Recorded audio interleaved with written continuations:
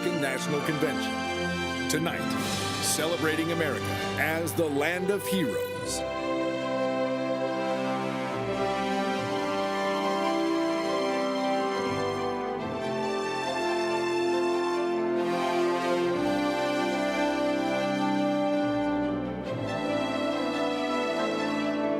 Lord, Almighty God, we come before you this evening and pray for your divine protection over our brothers and sisters in the path of storms along our Gulf Coast.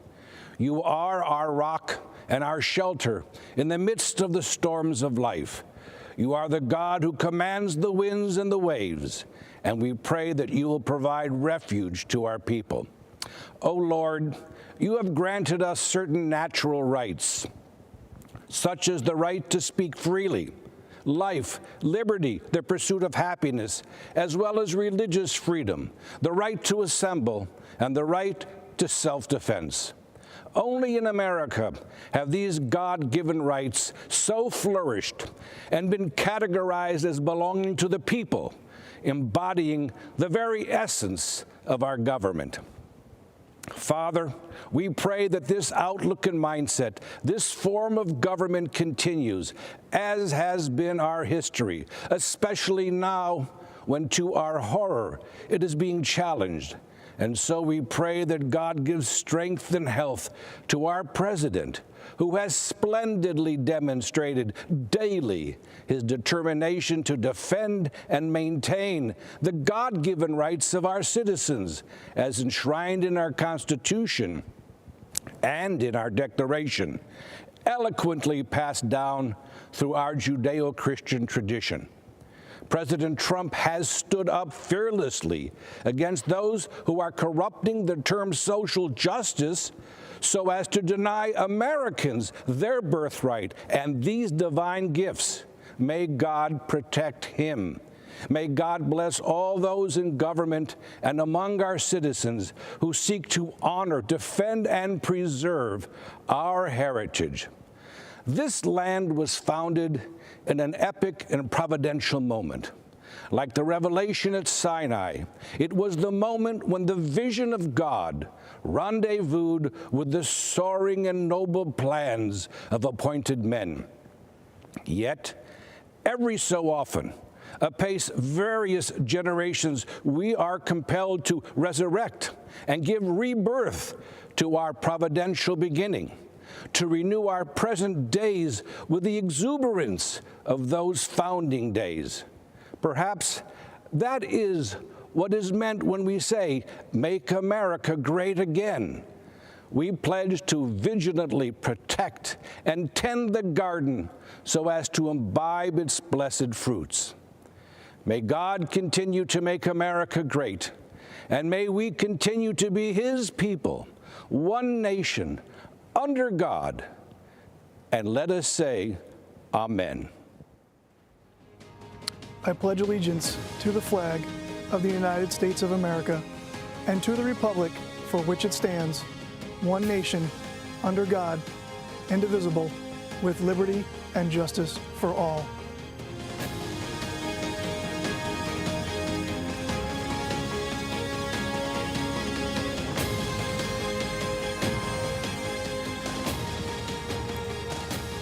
Good evening.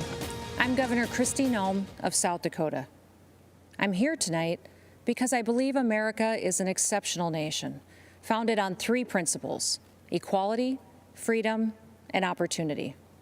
But today, our founding principles are under attack. This year, the choice for Americans is between a man who values these ideals and all that can be built because of them, and a man who isn't guided by these ideals, and coincidentally, has built nothing. Remember, America's battle for independence and fight for self-governance was something that had never been done before. Men of great intellect and wisdom, like James Madison, the father of our Constitution, hoped our constitutional republic would last for ages, mitigate the problems that would naturally arise from political factions, and prevent tyranny. Madison also authored much of the Bill of Rights because he understood the natural tendency of government to increasingly encroach on the people's consent, and thus our freedom. He He urged his colleagues to adopt these amendments to enshrine in our Constitution the ideals laid out in the Declaration of Independence, that all power comes from the people, that the government is created and ought to be exercised for the benefit of the people. Our Constitution guarantees the right to speak, to assemble, and to worship, the right to arm ourselves as a counterbalance to a standing army, and the right to a fair and equitable criminal justice system. We must fight to protect these foundational rights from government interference and indifference. America is unique in the world. Government's power at all levels is limited to the confines of our Constitution, which protects our God-given liberties and civil rights. We are not and will not be the subjects of an elite class of so-called experts. We, the people, are the government. Now, at times, our country has struggled to live up to our founding principles. Another great American, Abraham Lincoln, knew that struggle better than anybody. When he was just 28 years old, Honest Abe saw wild and furious passions worse than savage mobs, he said, taking the place of reasoned judgment. He was alarmed by the increasing disregard for the rule of law throughout the country. He was concerned for the people that had seen their property destroyed, their families attacked, and their lives threatened or even taken away. These good people were becoming tired of and disgusted with a government that offered them no protection. Sound familiar? It took 244 years to build this great nation, flaws and all. But we stand to lose it in a tiny fraction of that time if we continue down the path taken by the Democrats and their radical supporters. From Seattle and Portland to Washington and New York, Democrat-run cities across this country are being overrun by violent mobs. The violence is rampant. There's looting, chaos, destruction, and murder. People that can afford to flee have fled, but the people that can't, good, hardworking Americans, are left to fend for themselves. The Republican Party's commitment to individual rights and self-government is as necessary today as it was in 1860 when we won our first presidential election. Our party respects individuals based on who they are.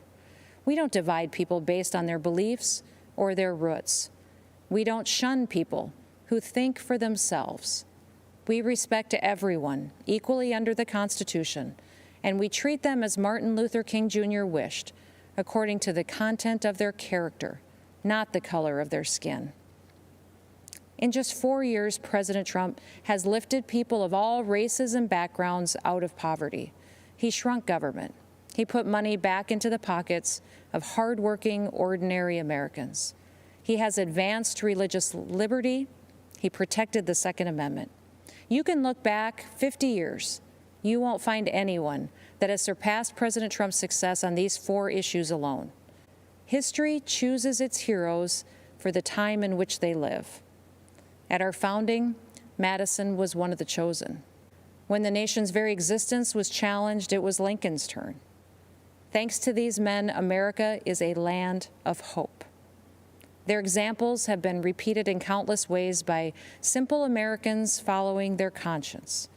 But there is another American hero to be recognized, and that is the common American. This is who President Trump is fighting for. He's fighting for you.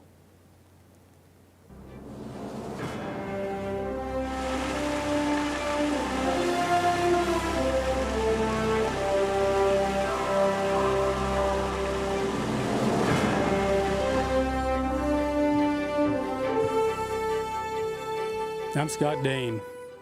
I represent loggers and truckers in Minnesota, but I also represent a way of life. Logging's been a part of the great American story from the beginning. In fact, if you go to the Capitol Rotunda and look up, you can see loggers on one of the panels, New England settlers carving out a new world from the wilderness. But logging is the most dangerous job in the country, but we embrace that risk because we know America was built by strong people building things together. America needs us to keep building, and we can't wait to be a part of it. But the last time Joe Biden was in the White House, Minnesota lost nearly half of its mills, thousands of jobs, and experienced nearly a decade of decline. It was a similar story in other parts of the country. The administration just didn't seem to care. In 47 years in Washington, Joe Biden hasn't done anything for the timber industry. When plants closed in Duluth, Sartell, Cook, and Bemidji, they were just numbers on a paper to the Obama-Biden administration. To me, they were people and jobs and families. Under Obama-Biden, radical environmentalists were allowed to kill the forests. Wildfire after wildfire shows the consequences. Managed forests, the kind my people work in, are healthy forests.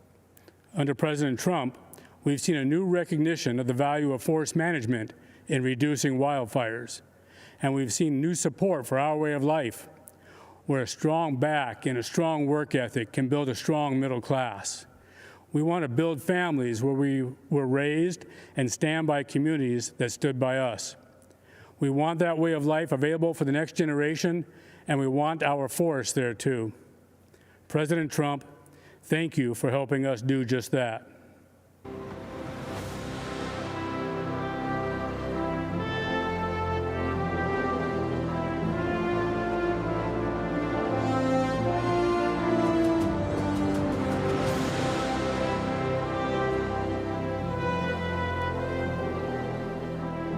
Hi, I'm U.S. Senator Marsha Blackburn from Tennessee. America is a nation of heroes. In times of difficulty, we're reminded that they're all around us. They're in the line with us at the grocery store, in the pew with us at church. They're the regular Americans who step up to volunteer and serve when we need them most.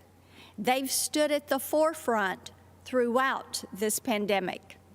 The emergency room nurses who go back shift after shift. The medical researchers developing a vaccine and therapies to combat what the Chinese Communist regime unleashed on the world. Cookeville's Double Springs Church of Christ members lifting our country up in prayer and providing for those impacted by tragedy. But tonight, I want to talk to you about another kind of hero. The kind Democrats don't recognize because they don't fit into their narrative. I'm talking about the heroes of our law enforcement and armed services. Leftists try to turn them into villains. They want to cancel them. But I'm here to tell you, these heroes can't be canceled. Tennessee is full of them. After all, we're the volunteer state. My dad served in the Army in World War II. When he came home, he put on another uniform and for 30 years volunteered to help our underfunded Sheriff's Department. I'm reminded of him whenever I see compassion and selflessness in others. When I see law enforcement officers put their lives on the line every single day to keep our communities safe, in spite of the hatred thrown at them.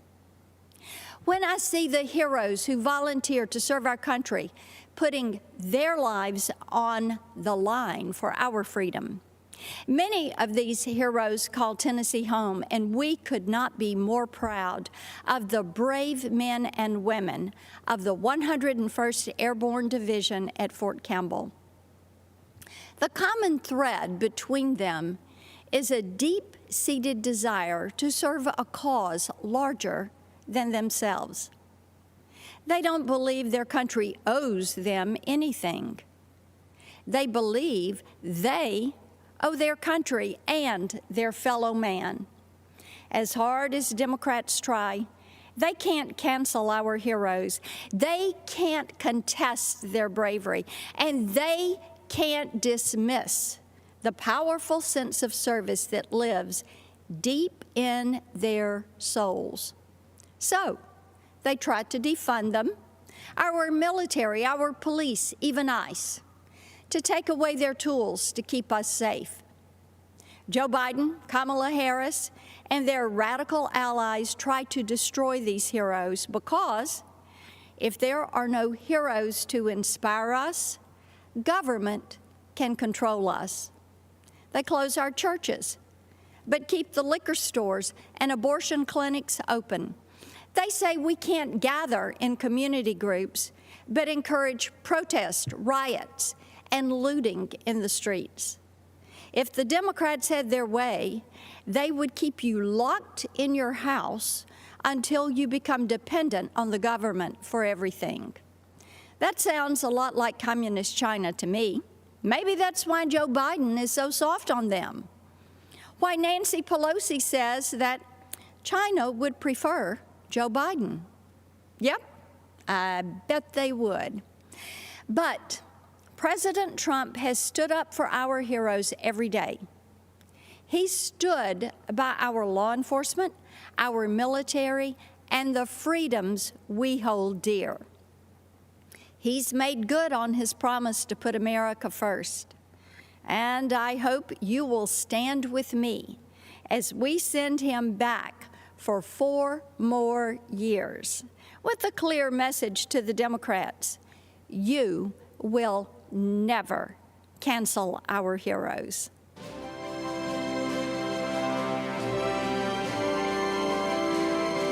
Hi, I'm Congressman Dan Crenshaw. 8 years ago, in the fields of Helmand Province, Afghanistan, a close friend and teammate laid down cover fire against Taliban insurgents so that I could walk, blind and bloodied, to the medevac helicopter and survive. But he didn't. Dave Warson was killed 2 months later. He died a hero to this great country. Here's the truth about America. We are a country of heroes. I believe that, so should you.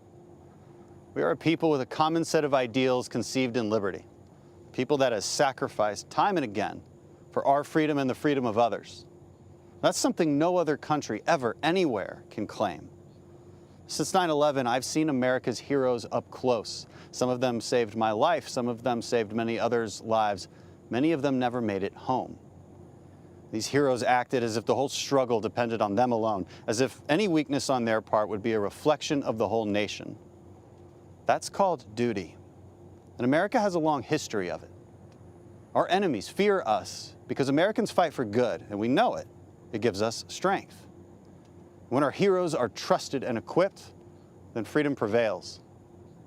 The defeat of ISIS was the result of America believing in our heroes, our president having their backs and rebuilding our military so we'd have what we needed to finish the mission. The cowering of the Iranian regime and the restoration of the deterrence once lost is the result of America believing in her own might again. But America's heroism isn't relegated to the battlefield. Every single day we see them if you just know where to look. It's the nurse who volunteers for back-to-back shifts caring for COVID patients because she feels that's her duty. It's the parent who will relearn algebra because there's no way they're letting their kid fall behind while schools are closed. And it's the cop that gets spit on one day and will save a child's life the next. America is the country where the young military wife with 2 young children answers the unexpected knock at the door, looks the man in uniform in the eye, and even as her whole world comes crashing down, she stands up straight, she holds back tears, and takes care of her family, because she must. This is what heroism looks like. It's who we are, nation of heroes. And we need you now more than ever. We need to remind ourselves what heroism really is. Heroism is self-sacrifice. It's not moralizing and lecturing over others when they disagree. Heroism is grace, not perpetual outrage. Heroism is rebuilding our communities, not destroying them. Heroism is renewing faith in the symbols that unite us, not tearing them down. You see, America is a fabric. It's woven from the threads of history's best stories, best attributes, and greatest ideas. The American spirit reflects the oldest and most important virtues: self-sacrifice, courage, tolerance, love of country, grace, and passion for human achievement. We can decide right now that American greatness will not be rejected nor squandered. As the American founding was grounded in individual liberty, so will be our future. But if we are to rediscover our strength, then it must be an endeavor undertaken by each and every one of us. We must become the heroes that we so admire. America was built by them. and our future will be protected by them. It will be protected by you. So God bless America.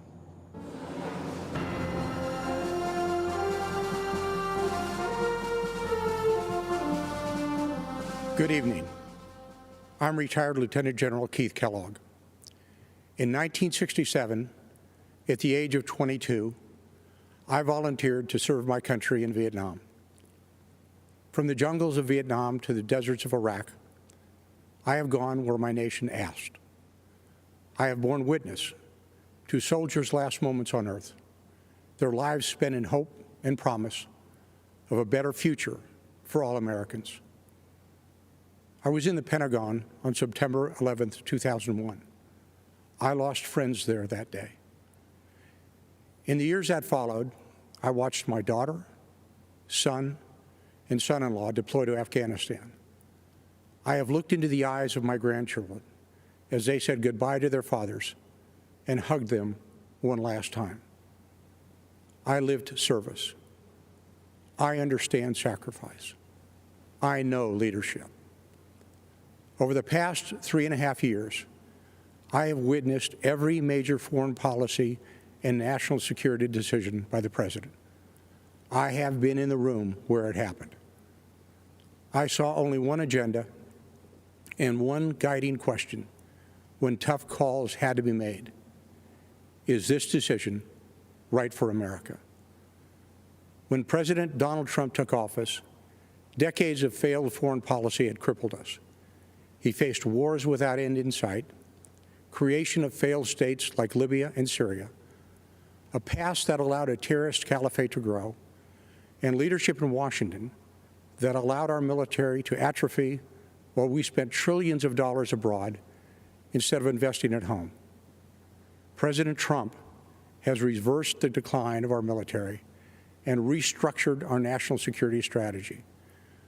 With historic investment and vision, our military is now better equipped, better resourced, and better manned than any military in the world. President Trump demolished the terrorist ISIS caliphate in the Middle East and eliminated its leader, al-Baghdadi, one of the world's most brutal terrorists. President Trump took decisive action against Iranian terrorist mastermind, Qasem Soleimani, a man responsible for deaths of hundreds of American servicemen in Iraq. When our NATO allies failed to meet their commitments as we upheld ours, President Trump demanded parity. NATO members have now increased their contributions over $100 billion this year, and NATO's Secretary General credits President Donald J. Trump. President Trump challenged and continues to challenge an ever increasingly provocative and militant China. But make no mistake, President Trump is no hawk. He wisely wields the sword when required, but believes in seeking peace instead of perpetual conflict. Just over a week ago, our president brokered a peace agreement between the United Arab Emirates and Israel, the first in the Middle East in over 25 years. And this week, Afghan negotiators, with help from American officials, will start peace negotiations between the Taliban and the Afghan government to end America's longest war. Ask yourself, has this president kept his promises to keep us out of needless conflicts and to pursue ending wars without end? Has he defended your interests in renegotiating trade deals that previously hurt Americans and our national security? Has he fulfilled his commander-in-chief role by decisively going after our nation's enemies? You and I know the answer is yes. The choice is clear. This is the most important election of our lifetime. The next 4 years will decide the course of our country for decades to come. I am asking you to stand up and be counted so we never have to look back and recall what it was once like in America when men and women were free, our families were secure, and we had a president who served the people. God bless America. Thank you, and good night.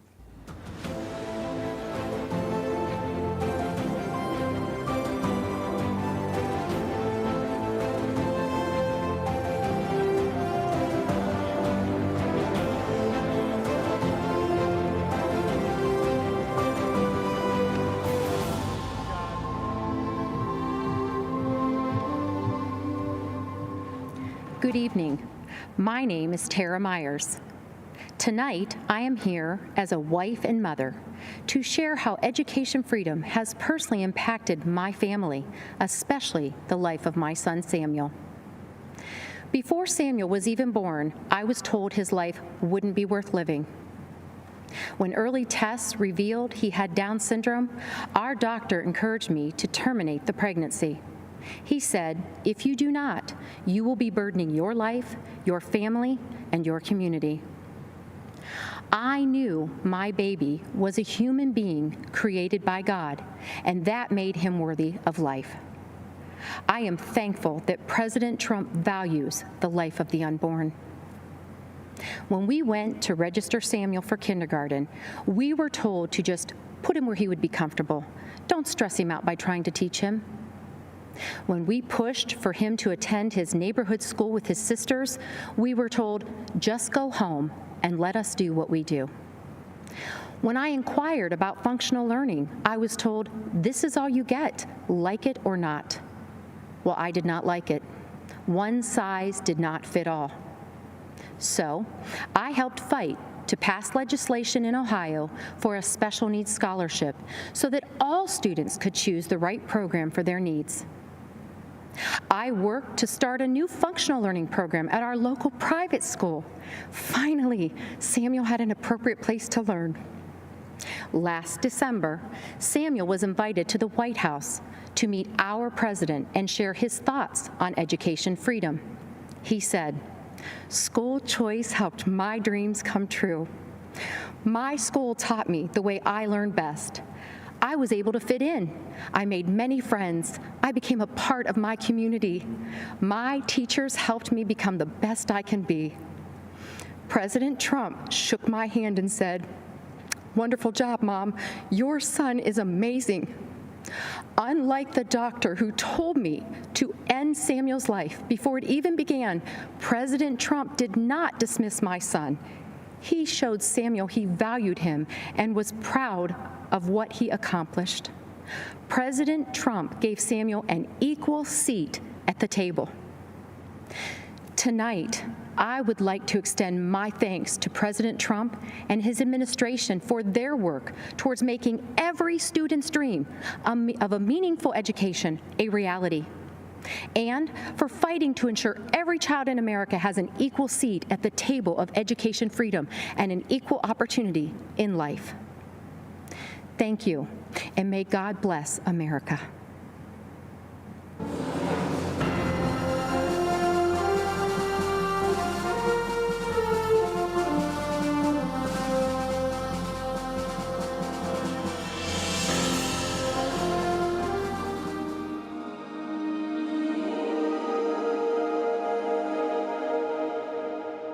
It all started at a tea party.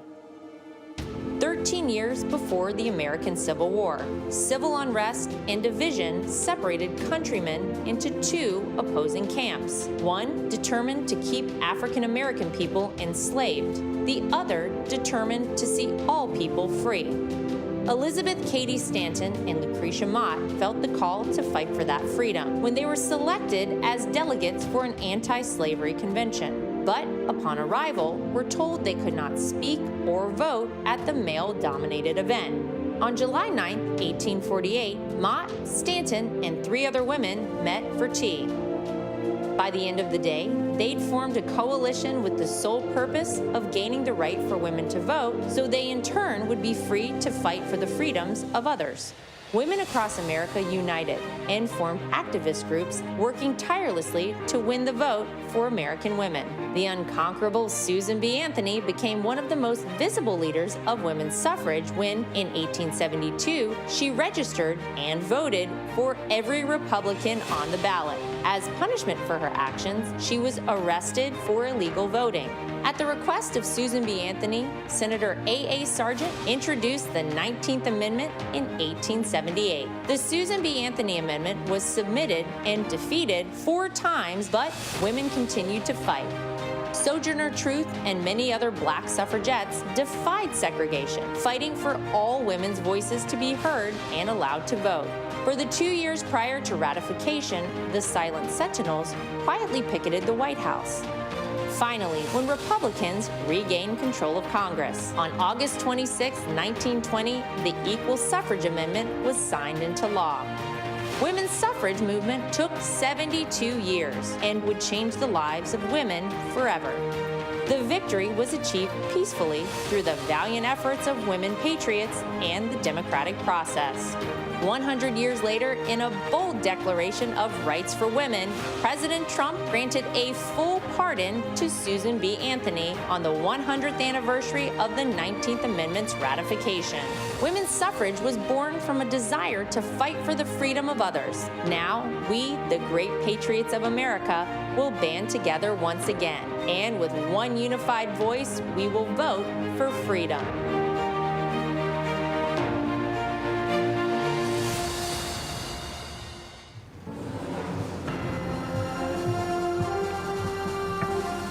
I'm Kayleigh McEnany. You may know me as a supporter of President Trump, but tonight, I'm here to share with you how he supported me, both as a new mom and as an American with a pre-existing condition. When I was 21 years old, I got a call that changed my life. It was my doctor informing me that I had tested positive for the BRCA2 genetic mutation, a mutation that put my chances of breast cancer at 84%. It was the same mutation that my mom had, compelling her to get a preventative double mastectomy, removing her breast tissue, but protecting her from a disease that has taken far too many of our mothers, our sisters, our friends.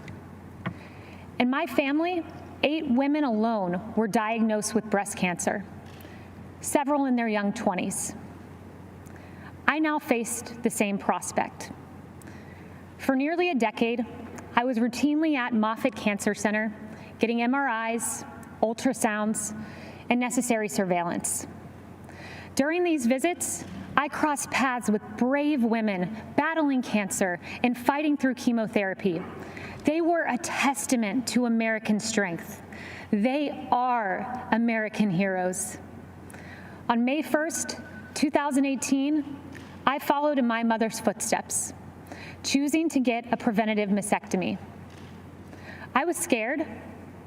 The night before, I fought back tears as I prepared to lose a piece of myself forever. But the next day, with my mom, dad, husband, and Jesus Christ by my side, I underwent a mastectomy, almost eliminating my chance of breast cancer, a decision I now celebrate. Breast reconstruction has advanced remarkably. While it is an individual's decision, my doctor and I chose a course of surgery that left me virtually unchanged. But more important than physical results, I developed a strength and a confidence that I carry with me. During one of my most difficult times, I expected to have the support of my family, but I had more support than I knew. As I came out of anesthesia, one of the first calls I received was from Ivanka Trump. As I recovered, my phone rang again. It was President Trump calling to check on me. I was blown away. Here was the leader of the free world caring about my circumstance. At the time, I had only met President Trump on a few occasions. But now, I know him well, and I can tell you that this president stands by Americans with pre-existing conditions. In fact, President Trump called me this morning. I spoke with him several times today, and he told me how proud he was of me for sharing this story. The same way President Trump has supported me, he supports you. I see it every day.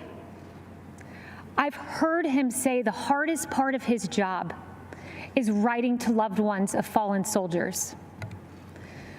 I've seen him offer heartfelt outreach to grieving parents who lost their children to crime in the streets. And I've watched him fight for Americans who lost their jobs. President Trump fights for the American people because he cares about stories like these. I have a 9-month-old daughter. She's a beautiful, sweet little girl. And I choose to work for this president for her. When I look into my baby's eyes, I see a new life, a miracle for which I have a solemn responsibility to protect. That means protecting America's future, a future President Trump will fight for, where our neighborhoods are protected, where life is sacred, where God is cherished, not taken out of our schools, removed from our pledge, and erased from our history. I want my daughter to grow up in President Donald J. Trump's America. Choosing to have a preventative mastectomy was the hardest decision I ever had to make. But supporting President Trump, who will protect my daughter and our children's future, was the easiest.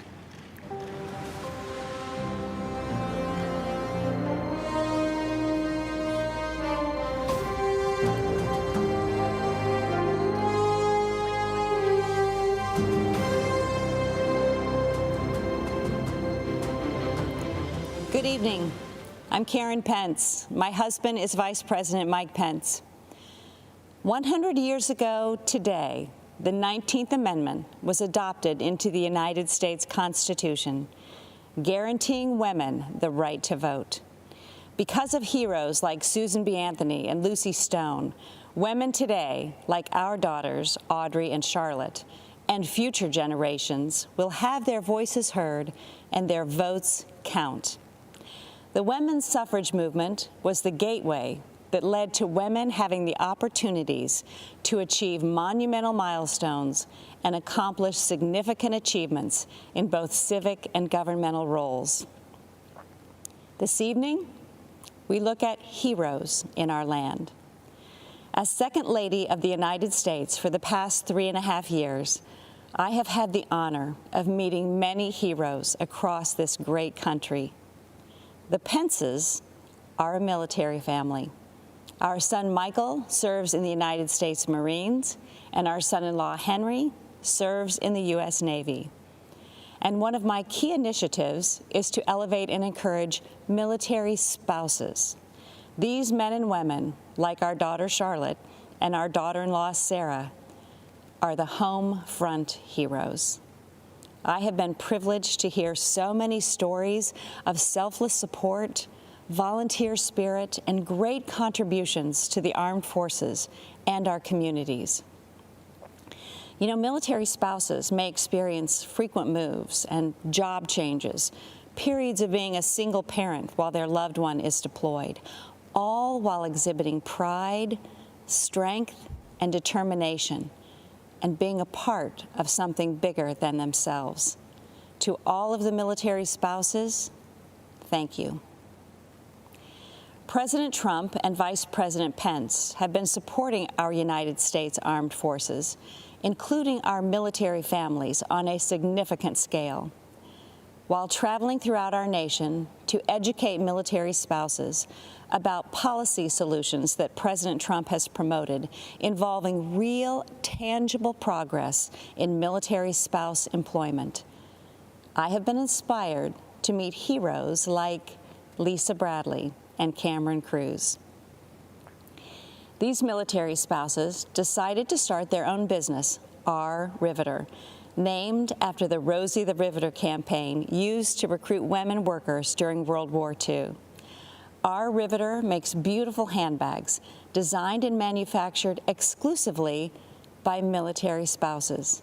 And many of those spouses live all over the country They prepare and send their section of the bags to the company located in North Carolina, where the final product is assembled.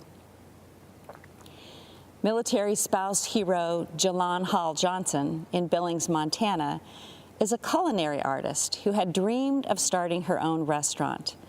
Working with the Small Business Administration's Development Center, Jalon started her restaurant, The Sassy Biscuit, and she just opened a second restaurant in Dover, New Hampshire.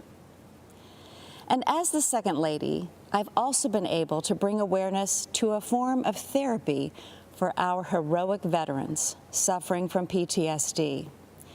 Art therapy, facilitated by a professional art therapist, is especially effective with post-traumatic stress disorder. Master Gunnery Sergeant Chris Stowe, a Marine veteran I met in Tampa, who deployed for combat in Iraq and Afghanistan, said nothing had helped him deal with the trauma from his service in the Marines until he finally agreed to meet with the art therapist at Walter Reed Medical Center. Chris credits art therapy with saving his marriage and his life. And Chris went on to establish a glass-blowing workshop to help other vets. Many of our veteran heroes struggle as they transition back into civilian life, and sometimes the stress is too difficult to manage alone. A few weeks ago, I had the honor of speaking with some amazing Americans who answer the Veterans Crisis Line. One in particular, Sydney Morgan, especially impacted me. A veteran herself, Sydney said it is the highest honor of her life until they physically walk into a clinic to receive help they deserve, and she can pass their hand to someone ready to help. In these difficult times, we've all seen so many examples of everyday Americans reaching out a hand to those in need, those who, in humility, have considered others more important than themselves. We've seen healthcare workers, teachers, first responders, mental health providers, law enforcement officers, grocery and delivery workers, and farmers, and so many others, heroes all. 100 years ago, women secured the right to vote. So let's vote, America. Let's honor our heroes. Let's re-elect President Trump and Vice President Pence for 4 more years. God bless our heroes, and God bless the United States of America. We hold these truths to be self-evident, that all men are created equal, that they are endowed by their Creator with certain unalienable rights, that among these are life, liberty, and the pursuit of happiness. Good evening. I'm Kellyanne Conway. 100 years ago, courageous warriors helped women secure the right to vote. This has been a century worth celebrating, but also a reminder that our democracy is young and fragile. A woman in a leadership role can still seem novel. Not so for President Trump. For decades, he has elevated women to senior positions in business and in government. He confides in and consults us, respects our opinions, and insists that we are on equal footing with the men. President Trump helped me shatter a barrier in the world of politics by empowering me to manage his campaign to its successful conclusion. With the help of millions of Americans, our team defied the critics, the naysayers, the conventional wisdom, and we won. For many of us, women's empowerment is not a slogan. It comes not from strangers on social media or sanitized language in a corporate handbook. It comes from the everyday heroes who nurture us, who shape us, and who believe in us. I was raised in a household of all women. They were self-reliant and resilient. Their lives were not easy, but they never complained. Money was tight, but we had an abundance of what mattered most. family, faith, and freedom. I learned that in America, limited means does not make for limited dreams. The promise of America belongs to us all. This is a land of inventors and innovators, of entrepreneurs and educators, of pioneers and parents, each contributing to the success and the future of a great nation and her people. These everyday heroes have a champion in President Trump. The teacher who took extra time to help students adjust to months of virtual learning. The nurse who finished a 12-hour COVID shift and then took a brief break, only to change her mask, gown, and gloves to do it all over again. The small business owner striving to reopen after the lockdown was lifted, and then again after her store was vandalized and looted. The single mom with 2 kids, 2 jobs, 2 commutes, who 10 years after that empty promise finally has health insurance. President Trump and Vice President Pence have lifted Americans, provided them with dignity, opportunity, and results. I have seen firsthand many times the president comforting and encouraging a child who has lost a parent who has lost a child, a worker who lost his job, an adolescent who lost her way to drugs. Don't lose hope, he has told them, assuring them that they are not alone and that they matter. There always will be people who have far more than us. Our responsibility is to focus on those who have far less than us. President Trump has done precisely that in taking unprecedented action to combat this nation's drug crisis. He told me, "This is so important, Kellyanne. So many lives have been ruined by addiction and will never even know it because people are ashamed to reach out for help and they're not even sure who to turn to in their toughest hour." Rather than look the other way, President Trump stared directly at this drug crisis next door and through landmark bipartisan legislation has helped secure historic investments in surveillance, interdiction, education, prevention, treatment, and recovery. We have a long way to go, but the political inertia that costs lives and the silence and the stigma that prevents people in need from coming forward is melting away. This is the man I know and the president we need for 4 more years. He picks the toughest fights and tackles the most complex problems. He has stood by me, and he will stand up for you. In honor of the women who empowered me and for the future of the children we all cherish, thank you, and God bless you always.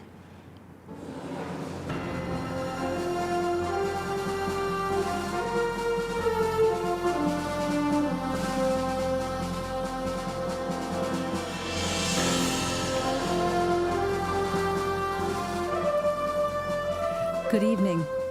I'm Sister Dee Dee Byrne, and I belong to the community of the Little Workers of the Sacred Hearts of Jesus and Mary.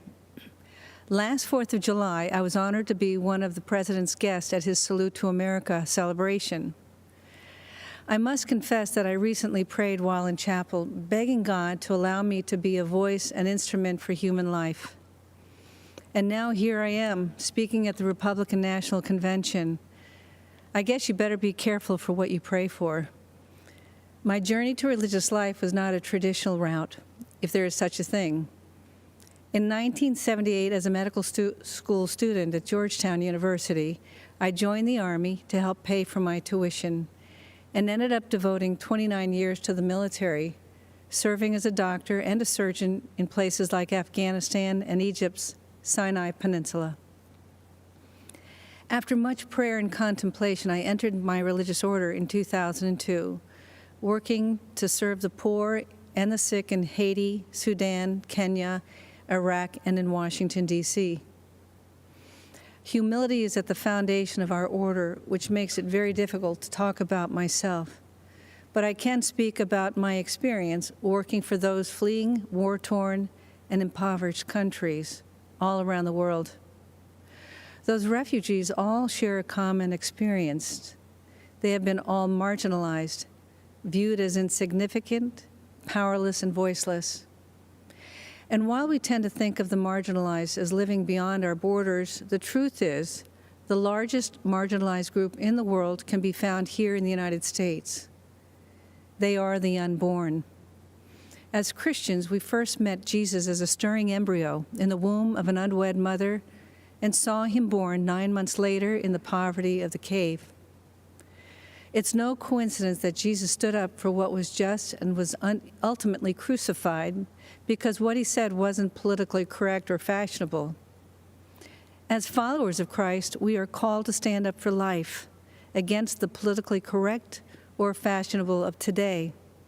We must fight against a legislative agenda that supports and even celebrates destroying life in the womb. Keep in mind, the laws we create define how we see our humanity. And we must ask ourselves, what are we saying when we go into a womb and snuff out an innocent, powerless, voiceless life? As a physician, I can say without hesitation, life begins at conception. While what I have to say may be difficult for some to hear, I am saying it because I'm not just pro-life, I'm pro-eternal life, and I want all of us to end up in heaven together someday. Which brings me to why I'm here today. Donald Trump is the most pro-life president that this nation has ever had, defending life at all stages. His belief in the sanctity of life transcends politics. President Trump will stand up against Biden and Harris, who are the most anti-life presidential ticket ever, even supporting the horrors of late-term abortion and infanticide. Because of his courage and conviction, President Trump has earned the support of America's pro-life community. Moreover, he has a nationwide of religious standing behind him. You'll find us here with our weapon of choice, the rosary. So thank you, Mr. President. We are all praying for you.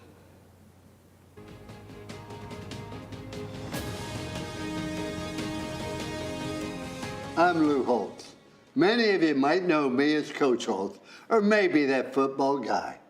It is a pleasure, a blessing, and an honor for me to explain why I believe that President Trump is a consistent winner, an outstanding leader, and deserves to be reelected as our president.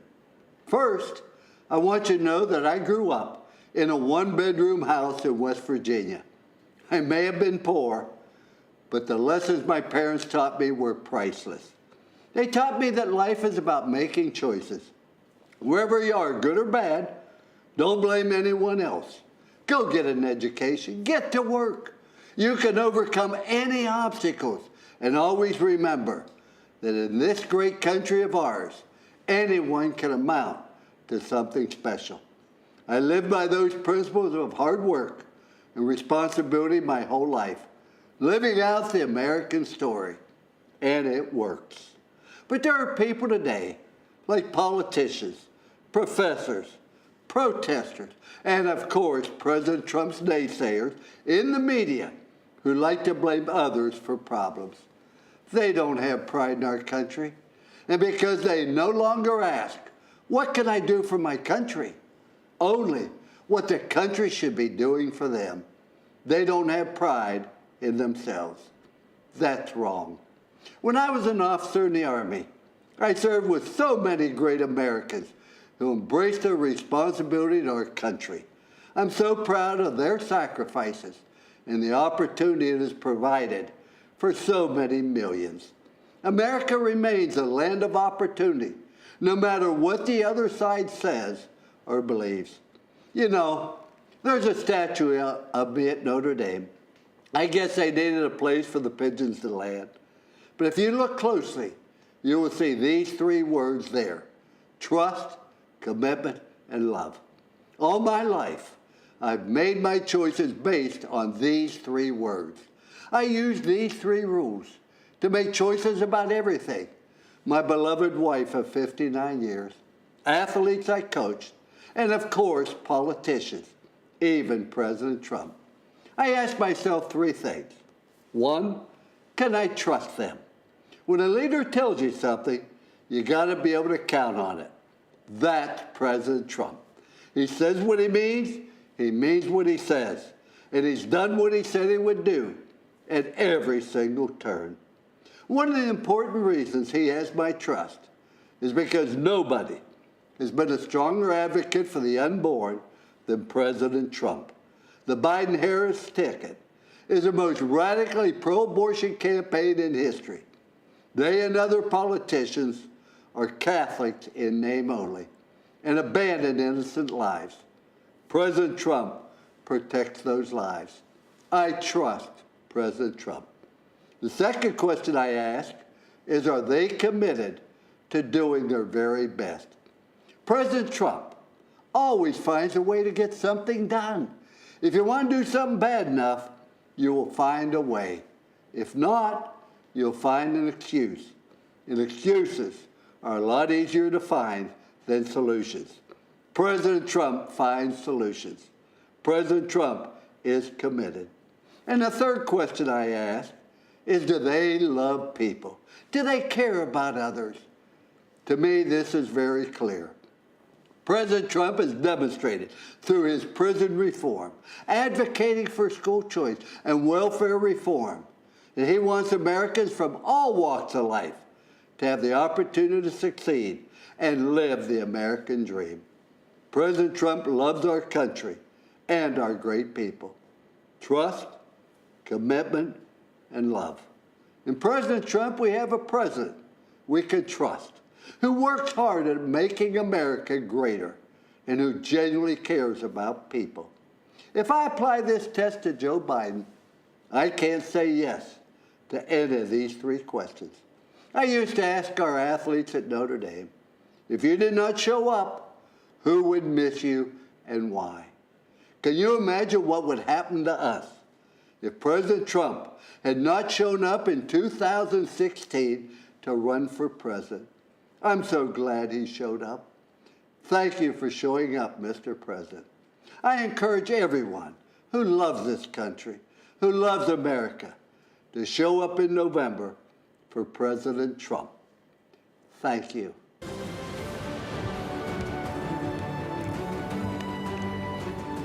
Hi, I'm Michael McHale, but my friends call me Mick. I'm a 30-year active duty member of law enforcement in the state of Florida. I am also the president of the National Association of Police Organizations, NAPO. Our organization recently endorsed Donald Trump for re-election as President of the United States. Our endorsement recognized his strong support for the men and women on the front lines, particularly during these challenging times.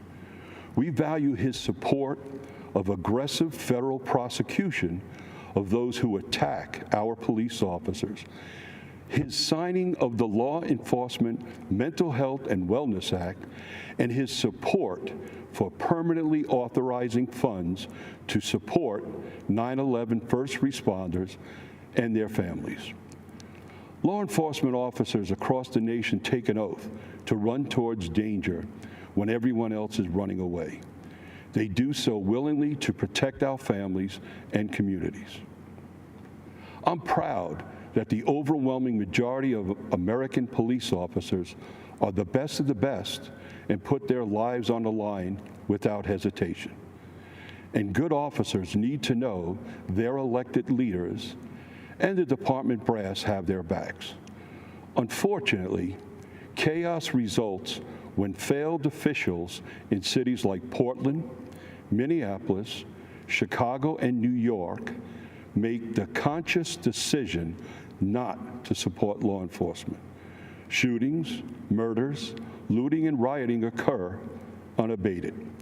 The violence and bloodshed we are seeing in these and other cities isn't happening by chance. It's the direct result of refusing to allow law enforcement to protect our communities. Joe Biden has turned his candidacy over to the far left, anti-law enforcement radicals. And as a senator, Kamala Harris pushed to further restrict police, cut their training, and make our American communities and streets even more dangerous than they already are. Conversely, President Trump supports the creation of a national standard for training on de-escalation and communication to give officers more tools to resolve conflict without violence. The differences between Trump, Pence, and Biden-Harris are crystal clear. Your choices are the most pro-law enforcement president we've ever had, or the most radical anti-police ticket in history. We invite those who value the safety of their family and loved ones to join the hundreds of thousands of members of the National Association of Police Organizations and support the re-election of President Donald J. Trump. Thank you, and God bless America.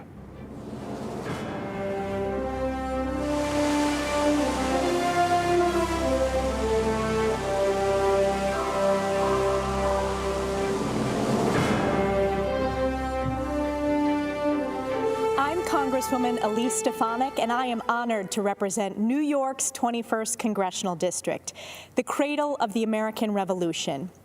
It's where almost 250 years ago, brave patriots fought in the battles of Saratoga to turn the tide of the Revolutionary War. It's where 40 years ago in Lake Placid, a team of amateur hockey players out-hustled, out-skated, and defeated the Soviet Union, stunning the world and giving us the unforgettable Miracle on Ice. And today, it's home to Fort Drum and the historic 10th Mountain Division, the most deployed unit in the U.S. Army since 9/11, where I saw firsthand President Trump graciously thank and honor our men and women in uniform and sign the largest pay raise for our troops in a decade. Since our nation's founding, generation after generation of everyday Americans served and sacrificed to preserve and strengthen the American dream, the vision of life, liberty, and the pursuit of happiness, and the idea that if you work hard and dream big, you can achieve anything you imagine. I believe in the American dream because I've lived it. Like millions of Americans, I grew up in a small business family where I learned the values of hard work and determination. I was the first person in my immediate family to graduate from college, ran for Congress to serve upstate New York, and am proudly the youngest Republican woman elected to Congress in history. I am honored to support President Trump for re-election because I know that he is the only candidate who will stand up for hardworking families and protect the American dream for future generations. Since his first day in office, President Trump has fought tirelessly to deliver results for all Americans, despite the Democrats' baseless and illegal impeachment sham and the media's endless obsession with it. I was proud to lead the effort standing up for the Constitution, President Trump, and most importantly, the American people. This attack was not just on the president. It was an attack on you, your voice, and your vote. But the American people were not swayed by these partisan attacks. Our support for President Trump is stronger than ever before. We know what's at stake in this historic election. Americans from all walks of life are unified in support of our president. It's why more Republican women than ever are running for office this year. We understand that this election is a choice between the far-left Democratic socialist agenda versus protecting and preserving the American dream. President Trump is working to safely reopen our Main Street economy. He understands that the engine of our country is fueled by the ingenuity and determination of American workers, entrepreneurs, and small businesses. Joe Biden wants to keep them locked up in the basement and crush them with $4 trillion in new taxes. We face a critical choice: Joe Biden's far-left failed policies of the past 47 years, or President Trump, who will stand up for the American people and the Constitution. I believe in the wisdom and spirit of the American people to elect the only candidate who is capable of protecting the American dream, President Donald J. Trump. Thank you to the North Country for the opportunity to serve as your voice supporting his re-election. God bless the United States of America, the greatest country on earth.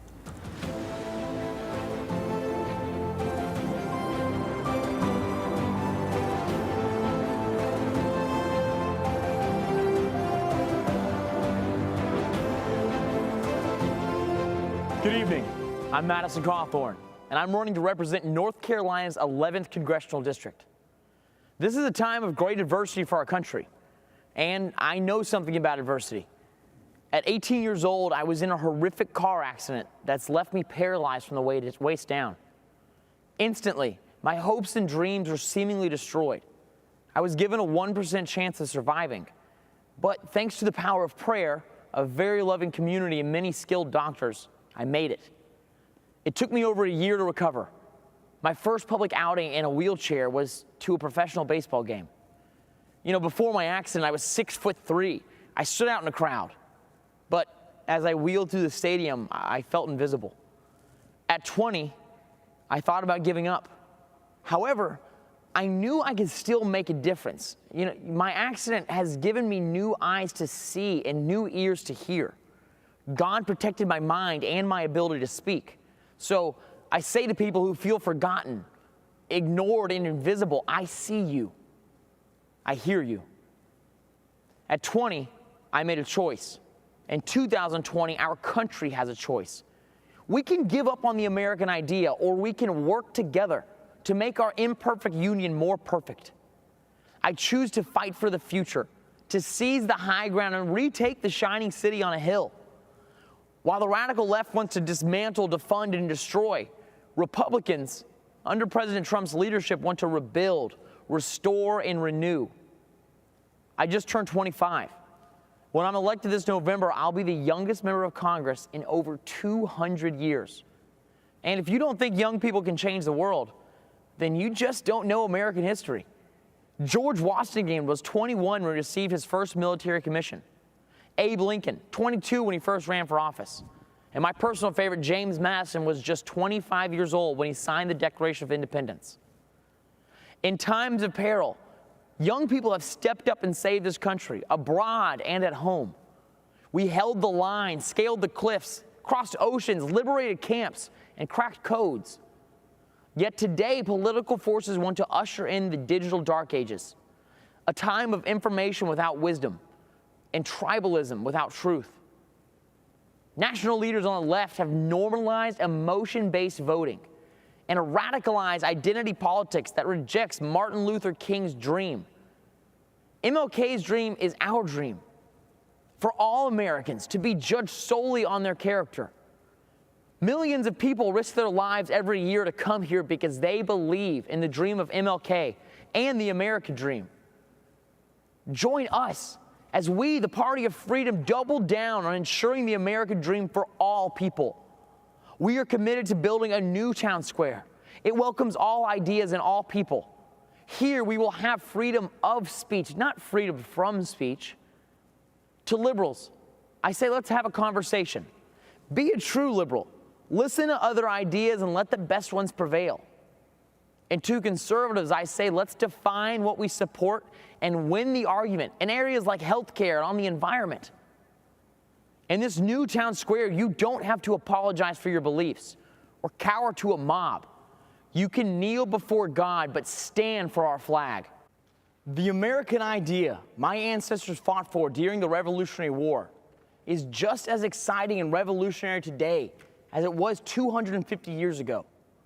I say to Americans who love our country, young and old, be a radical for freedom.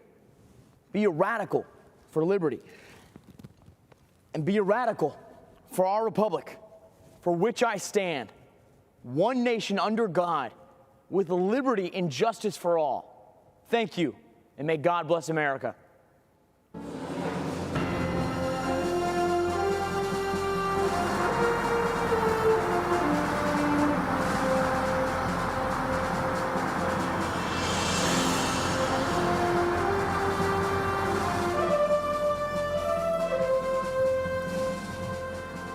I'm Jack Brewer, a former three-time NFL team captain, college professor, coach, husband, son, and father. I'm also a lifelong Democrat, but I support Donald Trump. Let me be clear. I didn't come here for the popularity or the praise, the likes or the retweets. I'm here as a servant to God, a servant to the people of our nation, and a servant to our president. I grew up in Grapevine, Texas, a town that my great-grandfather was the first black man to settle as a sharecropper in 1896. My early high school experience included fighting with skinheads and being a witness in an attempted murder trial after my friend shot a skinhead in self-defense. I remember my dad's bravery when he personally stood up against a KKK rally in my town. In my house, my father taught me to back down from no one. I know what racism looks like. I've seen it firsthand. In America, it has no resemblance to President Trump. And I'm fed up with the way he's portrayed in the media, who refuse to acknowledge what he's actually done for the black community. It's confusing the minds of our innocent children. Before I left to come deliver this message, my energetic 8-year-old son, Jackson, stopped me and said, "Dad, can you please just tell everyone that all lives need to matter and that God loves everyone?" In that moment, I realized that my 8-year-old had figured out what so many adults have seemed to forget. We are not as divided as our politics suggest. At some point, for the sake of our children, the policies must take priority over the personalities. So because you have an issue with President Trump's tone, you're going to allow Biden and Harris to deny our underserved black and brown children school choice? Are we so offended by the president's campaign slogan, "Make America Great Again," that we're going to ignore that Joe Biden and Kamala Harris have collectively been responsible for locking up countless black men for nonviolent crimes? Are you going to allow the media to lie to you by falsely claiming that he said there were very fine white supremacists in Charlottesville? He didn't say that. It's a lie. And ignore the so-called Black Lives Matter organization that openly, on their website, calls for the destruction of the nuclear family. My fellow Americans, our families need each other. We need black fathers in the homes with their wives and children. The future of our communities depend on it. I'm blessed to be able to run inner-city youth programs and to also teach in prisons across America. The inmates in my federal prison program literally receive days off their sentence just for attending my class. And that's thanks to President Donald Trump and his First Step Act. President Trump cared about these Americans and their families, even when so many others had left them behind and had written them off. I'm forever grateful for President Trump for that. He endures relentless attacks, and so do many of us, like myself, who support him.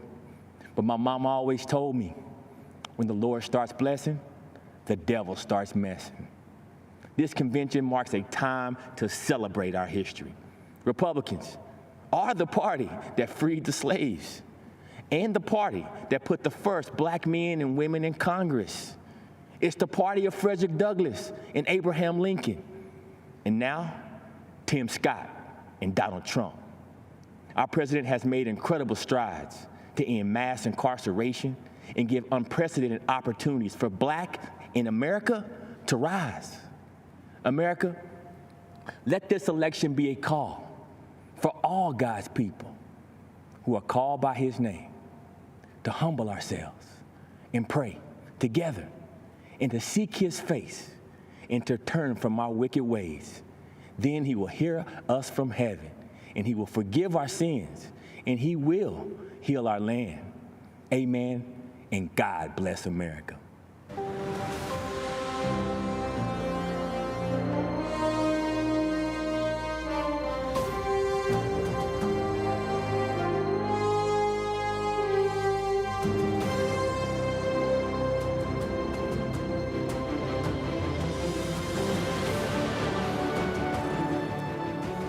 Greetings.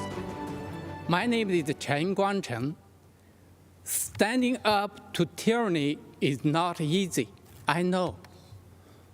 When I spoke out against China's one-child policy and other injustices, I was prosecuted, beaten, sent to prison, and put under house arrest by the Chinese Communist Party, the CCP.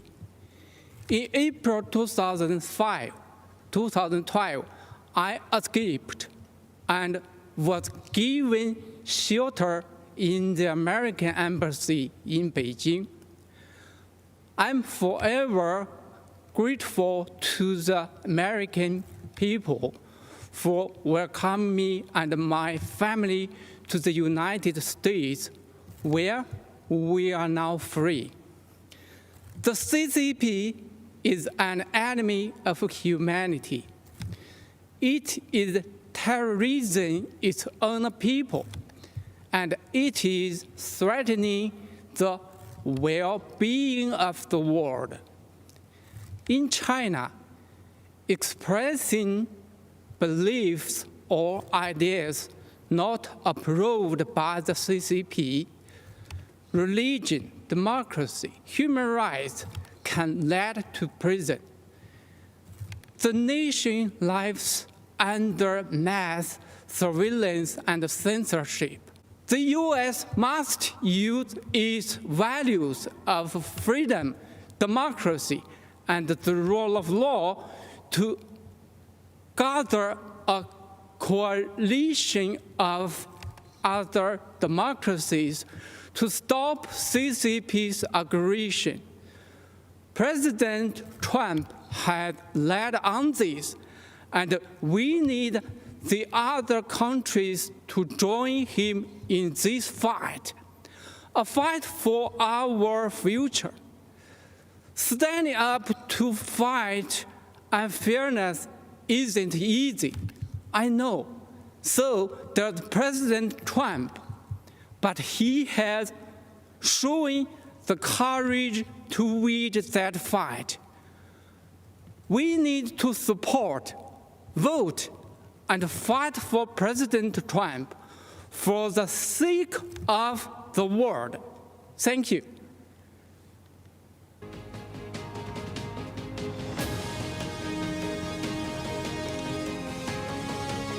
I'm Congressman Lee Zeldin. Tonight, as we celebrate America as a land of heroes, I'm here at a VFW Post of Heroes in West Hampton Beach, New York. I've seen amazing Americans in action, raised in a law enforcement family, deployed to Iraq as an 82nd Airborne paratrooper, and serving today in the Army Reserve. My generation of post-9/11 veterans has huge shoes to fill, following our greatest generation that fought tyranny and saved the world. All over our country, everyday heroes serve and sacrifice for the greater good. Farmers, truckers, craftsmen, these heroes keep America running, and President Trump fights for them every day. This year, we've especially relied on one particular group of heroes, frontline medical workers. My twin daughters, Michaela and Ariana, were born over 14 weeks early. They weighed just 1.5 pounds. At 2 weeks, Michaela went into septic shock, had a stroke, and underwent brain surgery, leaving 1/3 of the left side of her brain a hole. Her doctors didn't believe Michaela would survive, fearing dire permanent consequences even if she did. Through the miracles of modern medicine, power of prayer, and her will to live, my daughters are now starting high school and doing great, with no long-term effects from those frightful months in the NICU. So when I learned my county's PPE stockpile was depleted, I immediately thought of those healthcare workers who saved my baby girls. Jared Kushner and I were on the phone late into that Saturday night. The very next day, President Trump announced he was sending us 200,000 N95 masks. He actually delivered almost 400,000. That number quickly grew to 1.2 million masks, gowns, and more. The president sent thousands of ventilators to New York. He deployed the USS Comfort and converted the Javits Center to a field hospital. His administration authorized our lab testing requests at blinding speed. During a once-in-a-century pandemic, an unforeseeable crisis sent to us from a faraway land, the president's effort for New York was phenomenal. For our nation to emerge even stronger, more prosperous, freer, and more secure than ever. To make our country greater than ever before, we must re-elect President Trump. We are the land of the free because of the brave. And we are the land of opportunity because we have a president who wants to empower the best of who we are to be the best of what we can be. There's never been a nation greater than ours. Never a people more resilient than ours. And never a future for America more promising than ours right now. Keeping America great is up to us, and losing is not an option. And I'm very proud to have President Trump in office here. He's the best we've ever had. He's done the most for any president ever done. He's always there trying to take care of veterans, giving veterans what they need. The turnaround times have increased since Trump has taken over. You have to fight 15 years for benefits, but once he came into office, you had like 90 days. You turned your paperwork in, at least you had some kind of answer. I waited months for a signature on a piece of paper to get a prosthetic leg fixed, and now it's a lot better turnaround. But before, it was a 5-year waiting process to appeal. So how long do we have to wait for benefits? I waited 20 years to file. Rapidly was approved for medical, and then turned right around and got disability. I was thinking it was going to be several years worth of waiting to hear. He's accomplished a lot in 3.5 years. And it helps the American people, and he has done a lot for veterans, for the middle class. I chose to serve my country. If I could do it, I would do it all over again, especially for this president. I mean, he's the kind of president you'd run through a brick wall if he asked you to. Went through many presidents, but this one, I can say, is the best president we've ever had and ever will have, I believe.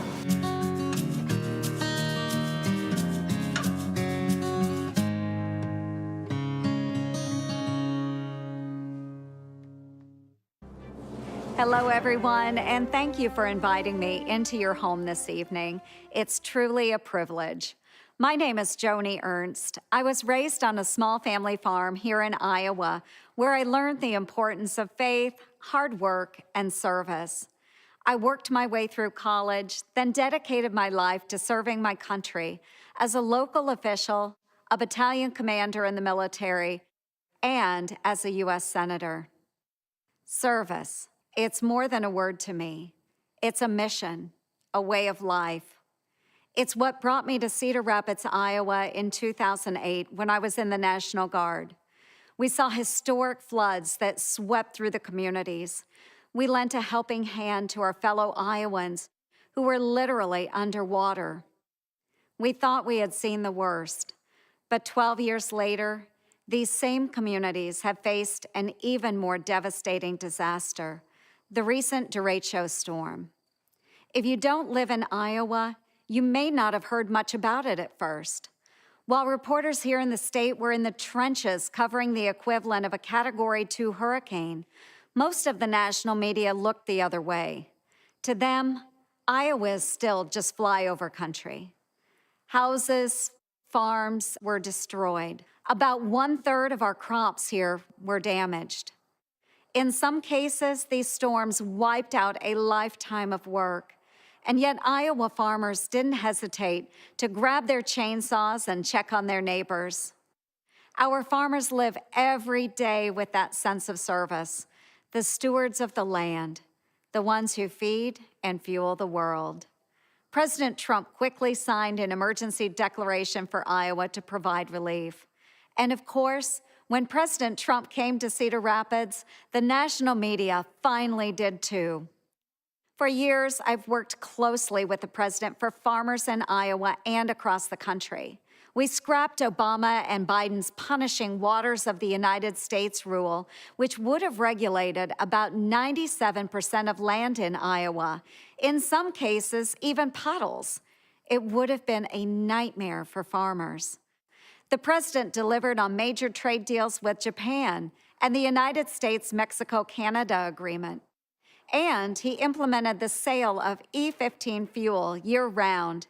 That means more choices for you at the pump and more jobs for farmers in the heartland. This is something the Obama-Biden administration failed to do in 8 years.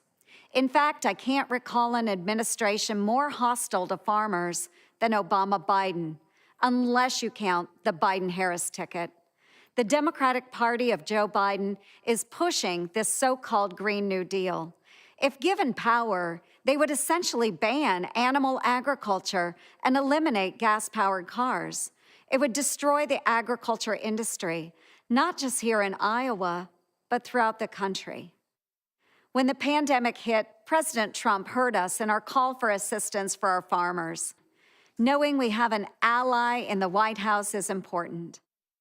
Folks, this election is a choice between two very different paths: freedom, prosperity, and economic growth under a Trump-Pence administration, or the Biden-Harris path, paved by liberal coastal elites and radical environmentalists, an America where farmers are punished, jobs are destroyed, and taxes crush the middle class. That is our choice, and it's a clear one. Thank you, and God bless.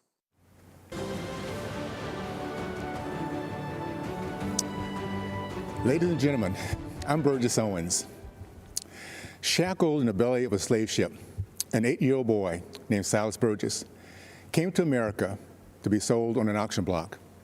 By the grace of God and the courage of slaves who believed in freedom, Silas escaped through the Underground Railroad and settled in the great state of Texas. He went on to become a successful entrepreneur. He built his community's first church, first elementary school, and purchased 102 acres of farmland, which he paid off in 2 years. I'm here today, a candidate for Congress, because of my great-great-grandfather, Silas Burgess. I was raised in the South during the days of Jim Crow and the KKK. Even through the challenges of segregation, we were taught that anything is possible in America.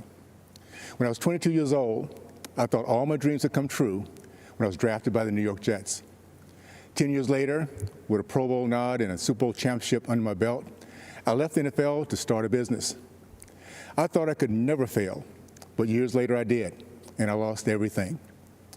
As I moved my family of 6 into a 1-bedroom basement apartment in Brooklyn, New York, I had a choice to make: to feel sorry for myself or get to work. I worked as a chimney sweep during the day and a security guard at night. It was humbling to be recognized cleaning a chimney by someone who once cheered me as an NFL fan. But those hard days would pay off, and eventually I started a rewarding career in the corporate world. We live in a country where we're encouraged to dream big, where second chances are at the core of our American DNA.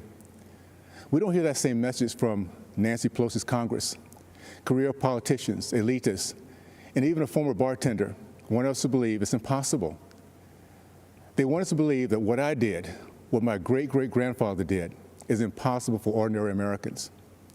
As patriots, we know better. This November, we stand at a crossroad. Mobs torch our cities while popular members of Congress promote the same socialism that my father fought against in World War II. We have a Democratic candidate for president who says that I'm not black if I don't vote for him. Now more than ever, we need leaders who stand by their principles and won't compromise their values for political opportunities. Now more than ever, we need leaders who will stand up to the lawlessness supported by the radical left. This November, we have an opportunity to reject the mob mentality and once again be the America that my great-great-grandfather believed in. During the Trump administration, business ownership among blacks, Hispanics, and females have reached all-time highs. Those same groups enjoyed record-low unemployment and unprecedented prosperity, and we're just getting started. I'm running for Congress because we don't need more career politicians. We need a few more chimney sweeps. We need more leaders like President Trump who understand the freedoms that make up the fabric of America. My fellow Americans, specifically my Democrat and independent friends, it is now time for us to unite and put aside partisan barriers. Help us win back the House, keep the Senate, and give our president 4 more years, and I promise you, we will make you proud. Thank you, and God bless the United States of America.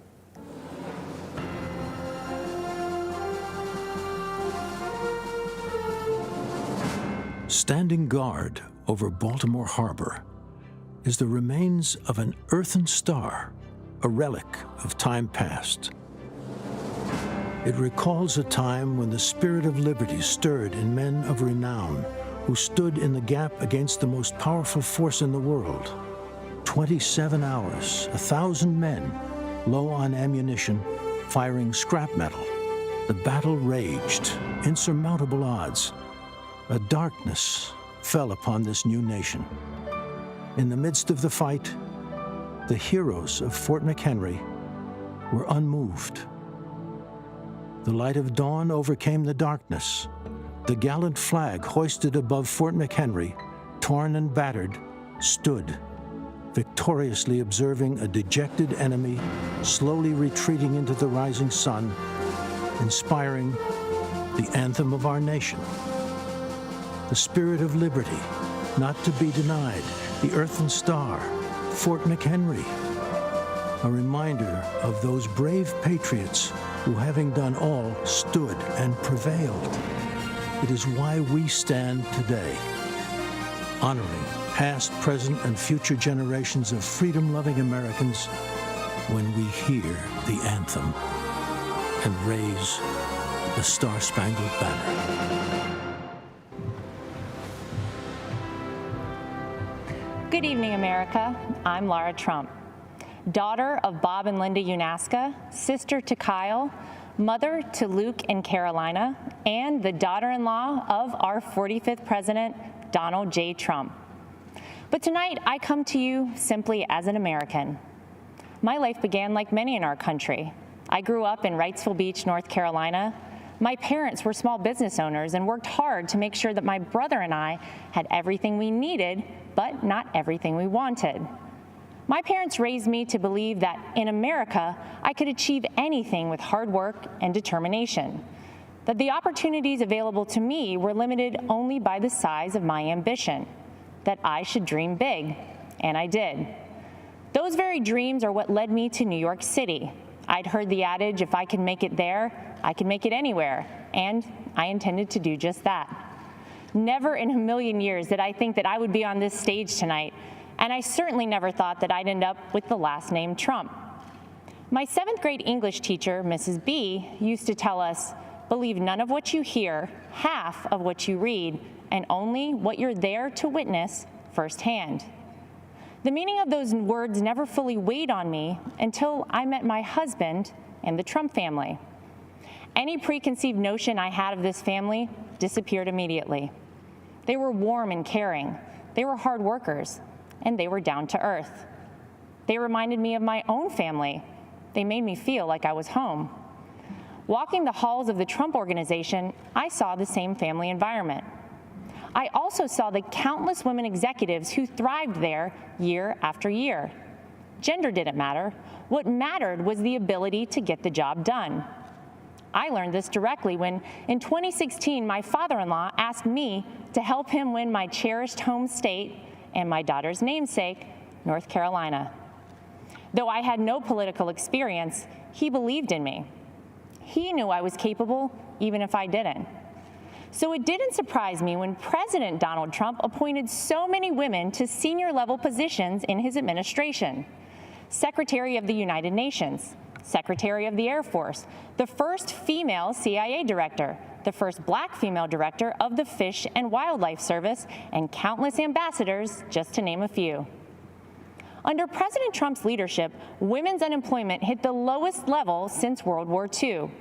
4.3 million new jobs have been created for women. In 2019 alone, women took over 70% of all new jobs. Female small business ownership remains at an all-time high, and 600,000 women have been lifted out of poverty, all since President Trump took office. He didn't do these things to gain a vote or check a box. He did them because they're the right things to do. 100 years ago today, the 19th Amendment was ratified, granting the right to vote to every American woman. And since that day, incredible strides have been made by women in America. From Amelia Earhart to Rosa Parks and Sally Ride, women shaped our history and are part of what has made our country the most exceptional nation in the world. I often think back to my 24-year-old self, driving alone in my car from North Carolina to New York City. And I think about what I'd tell myself now as we head towards the most critical election in modern history. This is not just a choice between Republican and Democrat or left and right. This is an election that will decide if we keep America America or if we head down an uncharted, frightening path towards socialism. Abraham Lincoln once famously said, "America will never be destroyed from the outside. If we falter and lose our freedoms, it will be because we destroyed ourselves." While those words were spoken over 150 years ago, never have they been more relevant. Will we choose the right path and maintain the unique freedoms and boundless opportunities that make this country the greatest in the history of the world? Will we remain the beacon of hope for those around the world fighting oppression, communism, and tyranny? The choice is ours. I know the promise of America because I've lived it, not just as a member of the Trump family, but as a woman who knows what it's like to work in blue-collar jobs, to serve customers for tips, and to aspire to rise. When I look at my son Luke and my daughter Carolina, I wonder, what sort of country will I be leaving for them, for our future generations? In recent months, we've seen weak, spineless politicians cede control of our great American cities to violent mobs. Defund the police is the rallying cry for the new radical Democrat Party. Joe Biden will not do what it takes to maintain order, to keep our children safe in our neighborhoods and in their schools, to restore our American way of life. We cannot dare to dream our biggest dreams for ourselves or for our children while consumed by worry about the safety of our families. President Trump is the law and order president, from our borders to our backyards. President Trump will keep America safe. President Trump will keep America prosperous. President Trump will keep America America. If you're watching tonight and wrestling with your vote on November 3rd, I implore you, tune out the distorted news and biased commentary and hear it straight from someone who knows. I wasn't born a Trump. I'm from the South. I was raised a Carolina girl. I went to public schools and worked my way through a state university. Mrs. B from my 7th grade English class was right. What I learned about our president is different than what you might have heard. I learned that he's a good man, that he loves his family, that he didn't need this job, that no one on earth works harder for the American people, that he's willing to fight for his beliefs and for the people and the country that he loves. He is a person of conviction. He is a fighter and will never stop fighting for America. He will uphold our values. He will preserve our families.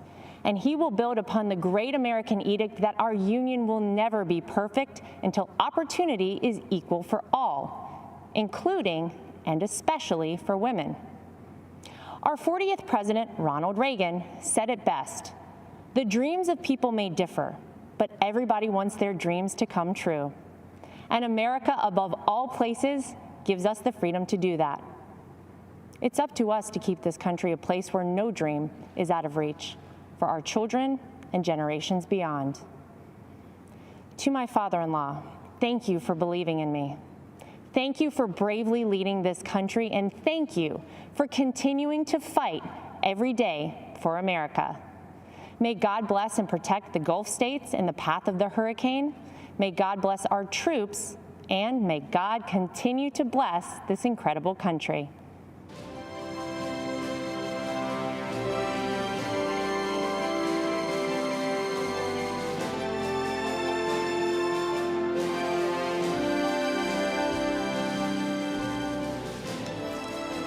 Good evening.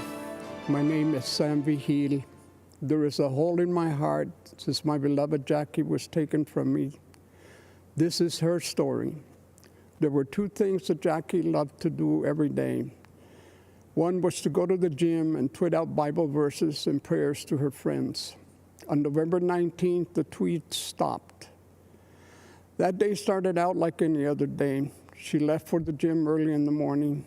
I heard the garage door open. Seconds later, I heard the car horn. I went outside to see if she had forgotten something. What I saw was a Jeep blocking her car in the driveway. I noticed the bullet hole in Jackie's window. I saw someone jumping into the Jeep and speeding away. Jackie had just been shot and killed in cold blood. We think this was a carjacking gone wrong, very wrong. Every time I open the garage door or stand in the driveway, I hear that horn. I see her slumped in the seat. When I go to bed at night, that sound and image haunt me. That's my life sentence. It's a sentence being served by too many families left behind by senseless killings. Albuquerque, where I live, is one of the most violent cities in the country. Fewer than 50% of homicides are solved. It is a sad irony that Jackie immigrated to the U.S. for a better life than her native Colombia, only to be gunned down in her own driveway. For 8 months, there were no arrests, no leads in connection with Jackie's murder. The Albuquerque police were overwhelmed. They needed help. Help arrived when President Trump launched Operation Legend in July of this year. Almost immediately, the FBI took over Jackie's case. In a matter of days, they arrested 4 people. The 5th suspect killer was arrested in Texas on unrelated charges. He is an illegal immigrant with a long criminal record. He had been deported in September and had come back in October to terrorize our community. I am extremely grateful to President Trump and the FBI for their efforts to deliver justice for Jackie and all the other innocent victims of violent crime. I am honored to support the president because he is supporting us. I know he will never stop fighting for justice, for law and order, for peace, security in our communities.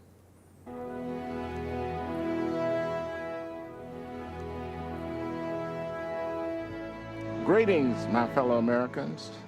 I am Clarence Henderson. There have been movements that have changed the course of history. Among the most extraordinary was the Civil Rights Movement. 60 years ago, segregation was legal and enforced. The simple act of sitting at a lunch counter could lead to physical harm, jail time, or worse. I know from personal experience. Walking into Woolworth department store on February 2nd, 1960, I knew it was unlike any day I'd experienced before. My friends had been denied service the day before because of the color of their skin. We knew it wasn't right. But when we went back the next day, I didn't know whether I was going to come out in a vertical or prone position, in handcuffs or on a stretcher, or even in a body bag.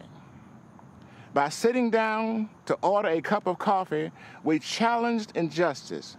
We knew it was necessary, but we didn't know what would happen. We faced down the KKK. We were cursed at and called all kinds of names. They threatened to kill us, and some of us were arrested, but it was worth it. Our actions inspired similar protests throughout the South against racial injustice. And in the end, segregation was abolished, and our country moved a step closer to true equality for all. That's what actual peaceful protest can accomplish. America isn't perfect. We're always improving, but the great thing about this country is that it's not where you come from, it's where you're going. I was born on what some would call the wrong side of the tracks. I don't even have a birth certificate. I never attended an integrated school, and am the only one out of my immediate family who graduated from college, an HBCU. I'm a military veteran, and a civil rights activist. And you know what else? I'm a Republican, and I support Donald Trump. If that sounds strange, you don't know your history. It was the Republican Party that passed the 13th Amendment, abolishing slavery. It was a Republican Party that passed the 14th Amendment, giving black men citizenship. It was the Republican Party that passed the 15th Amendment, giving black men the right to vote. Freedom of thought is a powerful thing. There are Americans, voters all over the country, who media is trying to convince to conform to the same old Democratic talking points. You know what that'll get you? The same old results. Joe Biden had the audacity to say, if you don't vote for him, you ain't black. Well, to that, I say, if you do vote for Biden, you don't know history. Donald Trump is not a politician. He's a leader. Politicians are a dime a dozen. Leaders are priceless. The record funding Trump gave HBCUs is priceless too. So are the record number of jobs he created for the black community and the investment he drove into our neighborhoods with tax incentives in opportunity zones. And so are the lives he restored by passing criminal justice reform, where 91% of the inmates released are black.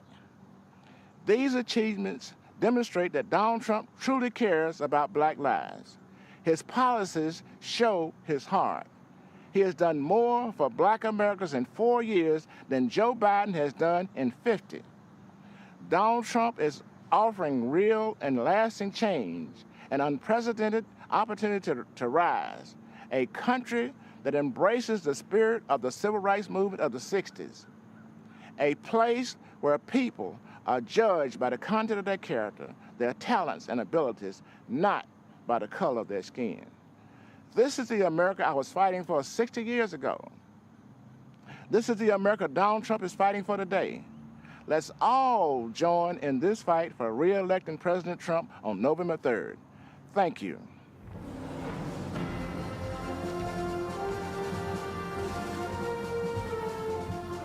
During the presidential primary debates 4 years ago, one outsider stood alone and said in public what most Americans thought in private.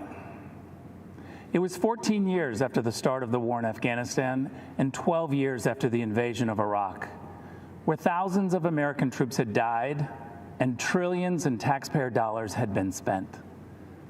And yet no candidate could bring themselves to admit that something had gone badly wrong with American foreign policy.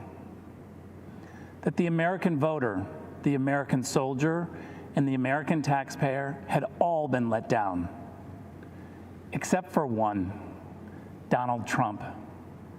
He called America's endless wars what they were, a disaster.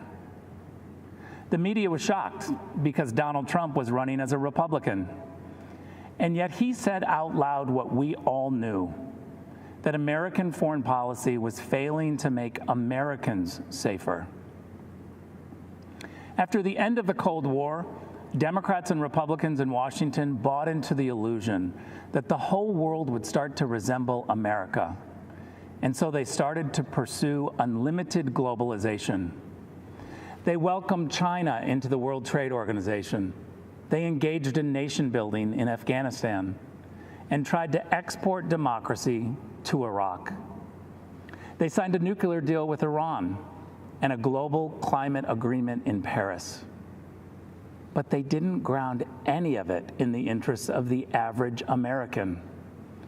So for decades, while Washington politicians built a global system, American wages stagnated.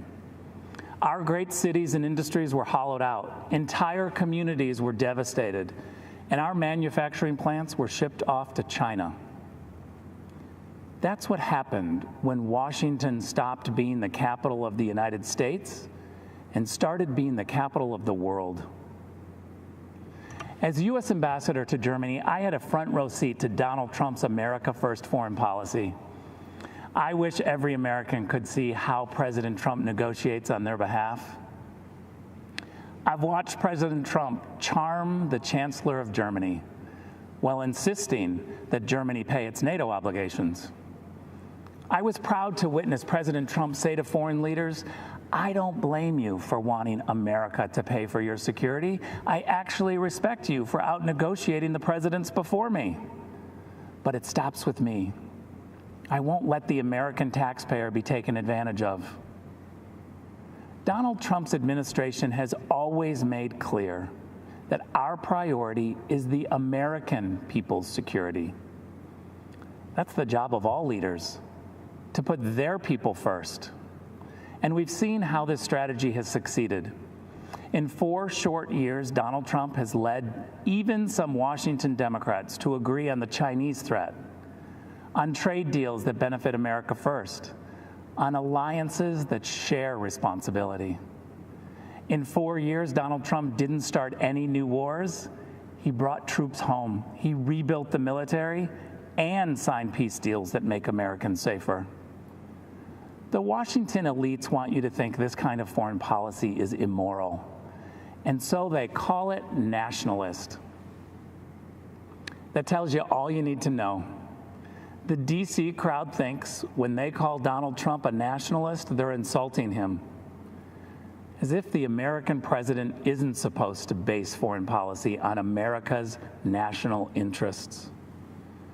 A return to the Biden way of thinking means America gives the radical terrorist regime in Tehran a plane load of cash in the middle of the night. Well, you see, President Trump also sent an aircraft in the middle of the night to deal with Iran. But that plane was on a different mission, an airstrike to take out the head of Iran's terror machine who plotted the deaths of Americans. But we also must be clear that when those who seek freedom take tremendous personal risk in places like Hong Kong, Tehran, or Minsk, there is no doubt who President Trump's administration supports. We will always stand with the people who fight for their God-given freedoms. Don't be fooled. The Washington establishment is trying to sell you on their candidate. Joe Biden was first elected to the Senate in 1972, 48 years ago. Well, it's actually the typical Washington story. Just this year, 22 Democrats ran for president. They rejected all of the outsiders and nominated the ultimate Washington insider, someone they had to pull out of retirement. Every time Joe Biden offers a new idea, you should ask yourself, why didn't he try that over the last 48 years? Today, the Democrats blame a global pandemic that started in China on President Trump. And they still blame Russia for Hillary Clinton's loss in 2016. As acting director of national intelligence, I saw the Democrats' entire case for Russian collusion. And what I saw made me sick to my stomach. The Obama-Biden administration secretly launched a surveillance operation on the Trump campaign and silenced the many brave intelligence officials who spoke up against it. They presented bogus information as facts. They lied to judges.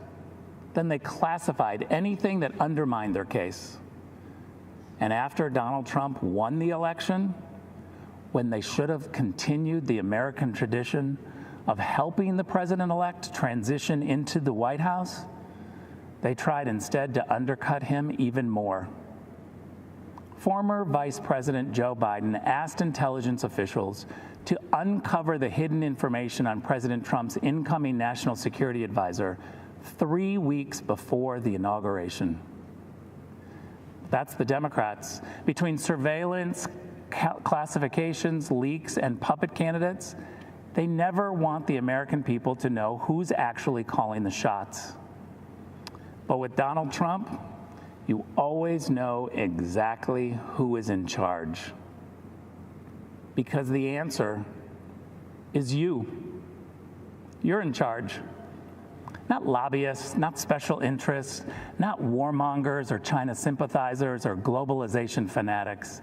With Donald Trump and Mike Pence in the White House, the boss is the American people.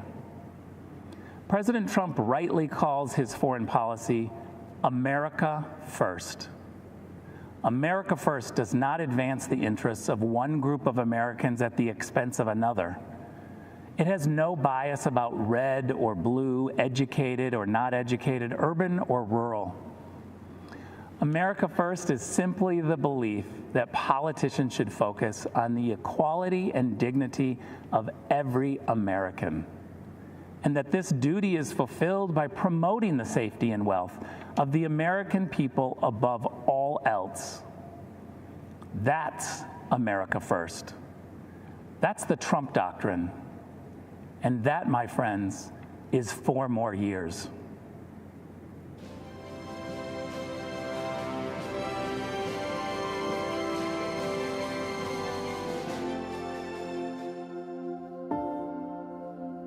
By dawn's early light, millions of Americans give thanks for this land, our liberties, and those who defend it.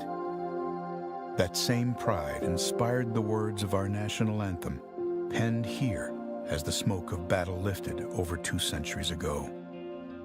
When those American soldiers bravely fought and died, repelling the British onslaught, they did so not only for our people, which that flag represented, but for our principles, for which the flag stood, our God-given freedoms, the right to life, liberty, and the pursuit of happiness, equality under the law, government by the people. These are the threads that bind us together as Americans, for we are not a nation born of blood, but of belief.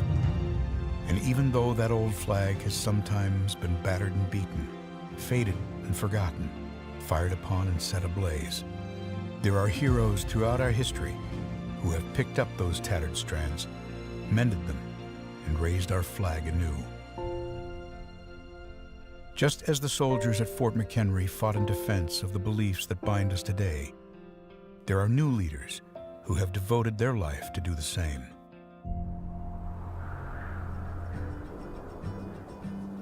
Greetings across the amber waves of grain. This is Mike Pence.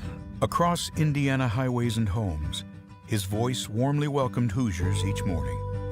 Mike Pence filled the radio waves with conservative commentary, guarding our American ideals. But much like the man who inspired him, Mike didn't grow up a Republican. As President Reagan said, freedom is never more than 1 generation away from extinction. His grandfather was a hard-working Irish immigrant who drove a bus to provide for his family. His father served our nation bravely in the Korean War and earned a Bronze Star. Mike was the 3rd of 6 children, raised here in Columbus, Indiana, with a cornfield in his backyard. The foundation of America is freedom, and the foundation of freedom is faith. It was in this small Indiana town his foundation of faith in Jesus Christ was laid. And from that conviction sprung his love of people and service to others. It was at a church service where Mike met the love of his life, Karen. They married and have 3 children, Michael, Charlotte, and Audrey. I'm a Christian, a conservative, and a Republican, in that order. Mike became the president of a free market think tank, the host of a statewide conservative radio show, and then a congressman. In Washington, Mike quickly became known as a foremost defender of freedom. He led conservatives in the fight to protect our time-honored values of family, faith, life, liberty, and limited government. Our nation's strength begins at home, because strong families make a strong America. Mike earned the trust of the people of his state and became the 50th governor of Indiana. He delivered the largest state tax cut in Indiana history, expanded school choice, led the country in manufacturing, and helped more Hoosiers get to work than ever before. But he wasn't through. ABC News has learned that Donald Trump will choose Indiana Governor Mike Pence to be his running mate. I would like to introduce a man who I truly believe will be the next Vice President of the United States, Governor Mike Pence. As our Vice President, Mike Pence has held tightly to those threads of freedom woven through our history. Leading with those principles alongside President Trump, our nation experienced prosperity like never before. He is solid as a rock. He's been a fantastic vice president. And now, in these uncertain days, we are equipped to overcome. In times of trouble, some call to retreat from those ideals. But Americans throughout history have lifted them in triumph, hope, and resilience. Mike Pence knows those stars and stripes do not merely represent who we are, but more importantly, what we can be. As the sun rises again on America, we lift our eyes to those lofty truths, to guide our country and every one of us to greater heights. In this land of the free and home of the brave. Vice President Mike Pence.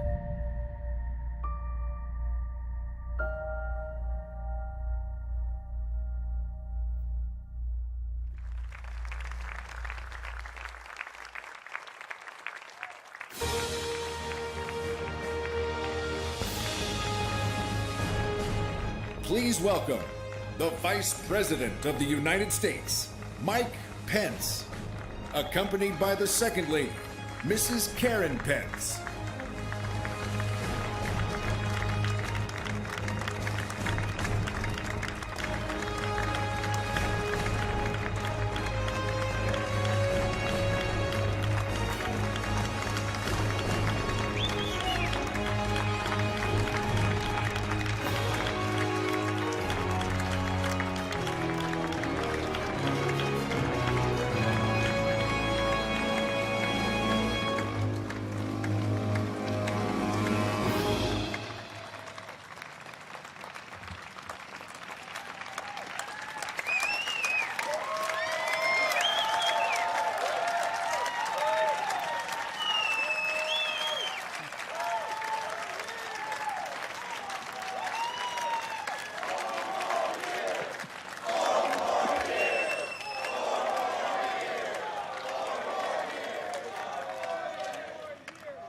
Good evening, America.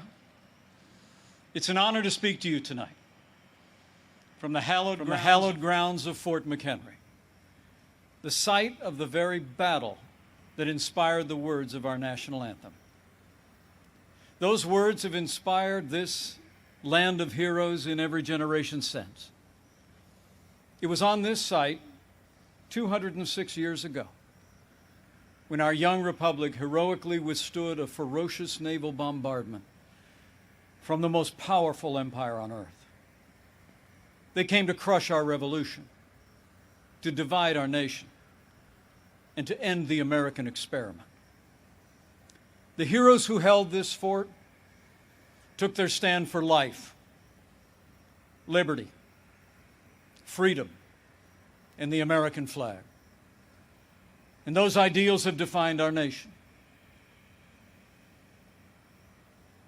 But they were hardly ever mentioned at last week's Democratic National Convention. Instead, Democrats spent 4 days attacking America. Joe Biden said that we were living through a season of darkness. But as President Trump said, where Joe Biden sees American darkness, we see American greatness.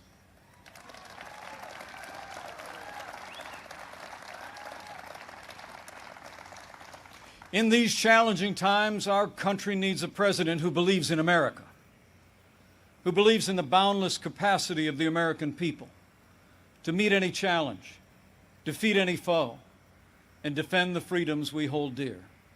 America needs 4 more years of President Donald Trump in the White House.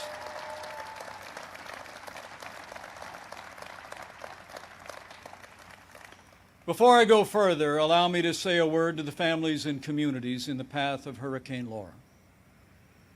Our prayers are with you tonight, and our administration is working closely with authorities in the states that will be impacted. FEMA has mobilized resources and supplies for those in harm's way.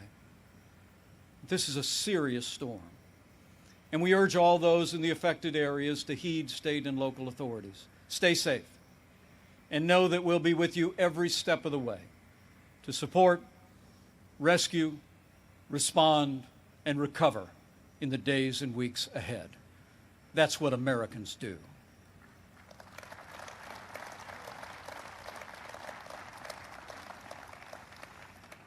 4 years ago, I answered the call to join this ticket because I knew that Donald Trump had the leadership and the vision to make America great again. And for the last 4 years, I've watched this president endure unrelenting attacks, but get up every day and fight to keep the promises that he made to the American people. So with gratitude for the confidence President Donald Trump has placed in me, the support of our Republican Party, and the grace of God, I humbly accept your nomination to run and serve as Vice President of the United States.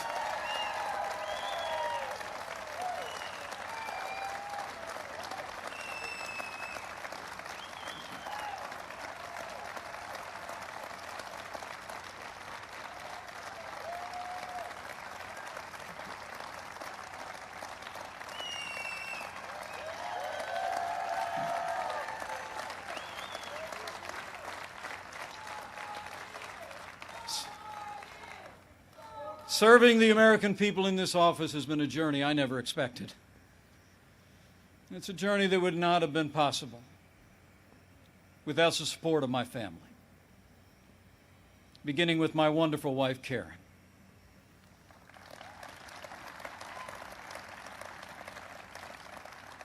She's a lifelong school teacher, an incredible mother to our 3 children. And she is one outstanding Second Lady of the United States. I'm so proud of you. And we couldn't be more proud of our 3 children. Marine Corps Captain Michael J. Pence and his wife, Sarah. Our daughter, Charlotte Pence Bond, an author, and the wife to Lieutenant Henry Bond, who is currently deployed and serving our nation in the United States Navy.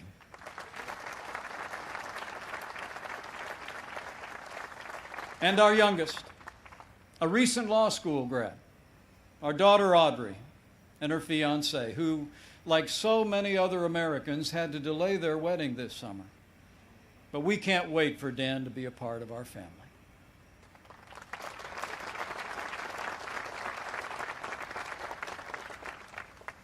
In addition to my wife and kids, the person who shaped my life the most is also with us tonight. My mom, Nancy.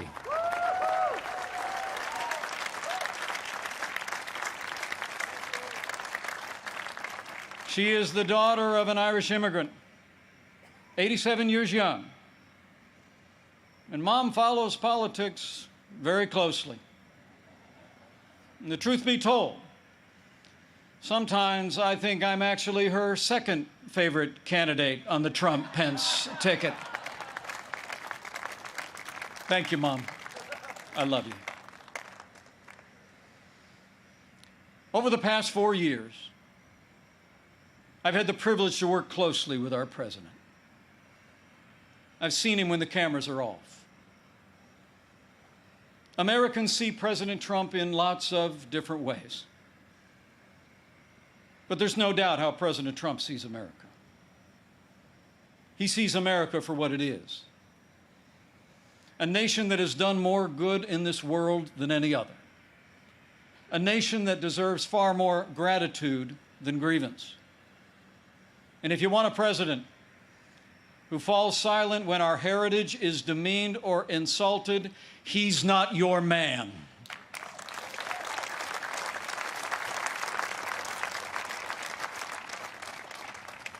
Now, we came by very different routes to this partnership.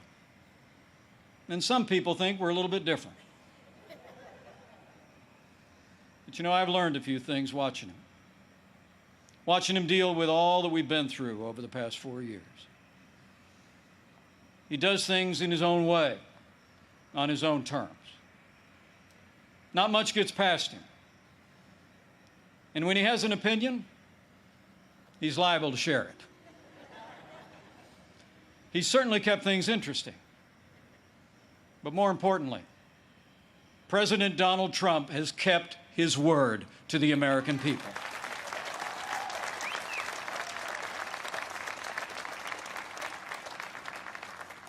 In a city known for talkers, President Trump is a doer. And few presidents have brought more independence, energy, or determination to that office. 4 years ago, we inherited a military hollowed out by devastating budget cuts, an economy struggling to break out of the slowest recovery since the Great Depression. ISIS controlled a land mass twice the size of Pennsylvania, and we witnessed a steady assault on our most cherished values, freedom of religion and the right to life. That's when President Donald Trump stepped in. And from day one, he kept his word. We rebuilt our military. This president signed the largest increase in our national defense since the days of Ronald Reagan and created the first new branch of our armed forces in 70 years, the United States Space Force.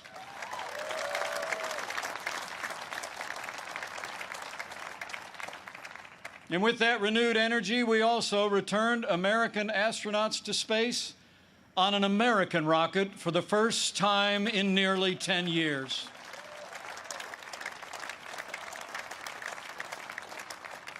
And after years of scandal that robbed our veterans of the care that you earned in the uniform of the United States, President Trump kept his word again. We reformed the VA, and Veterans Choice is now available for every veteran in America.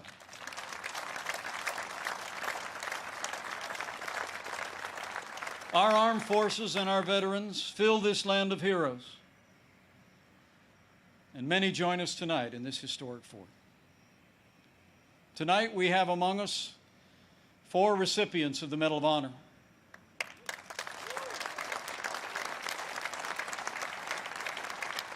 Six recipients of the Purple Heart. A Gold Star mother of a gallant Navy SEAL.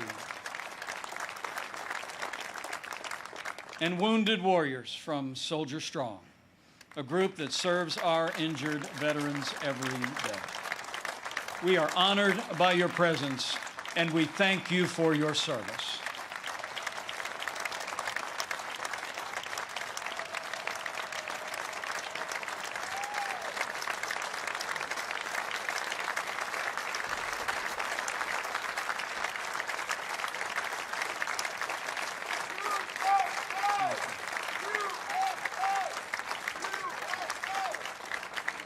With heroes just like these, we defend this nation every day.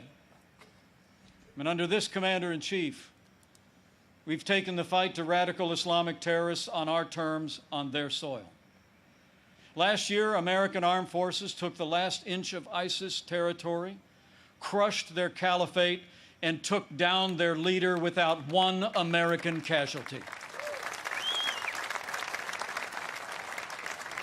And I was there when President Trump gave the order to take out the world's most dangerous terrorist. Iran's top general will never harm another American because Qasem Soleimani is gone.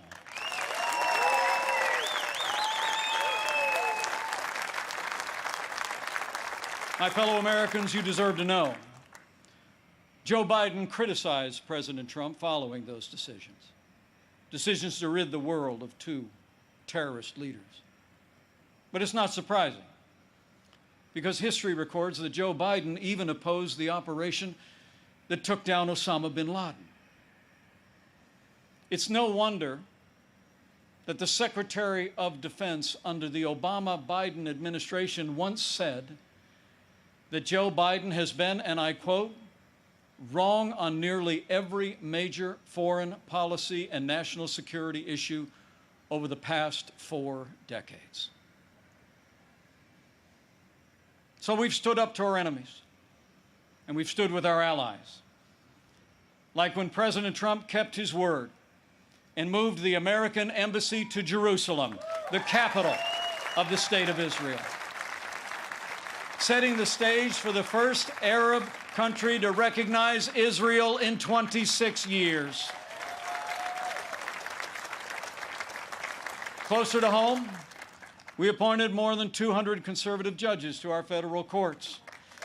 We supported the right to life and all the God-given liberties enshrined in our Constitution, including the Second Amendment right to keep and bear arms. And when it came to the economy, President Trump kept his word and then some. We passed the largest tax cut and reform in American history. We rolled back more federal red tape than any administration ever had. We unleashed American energy and fought for free and fair trade. And in our first 3 years, businesses large and small created more than 7 million good-paying jobs, including 500,000 manufacturing jobs all across America. Our country became a net exporter of energy for the first time in 70 years. Unemployment rates for African Americans and Hispanic Americans hit the lowest level ever recorded. And on this 100th anniversary of the woman's right to vote, I'm proud to report that under President Donald Trump, we achieved the lowest unemployment rate for women in 65 years. And more Americans working than ever before. In our first 3 years, we built the greatest economy in the world. We made America great again.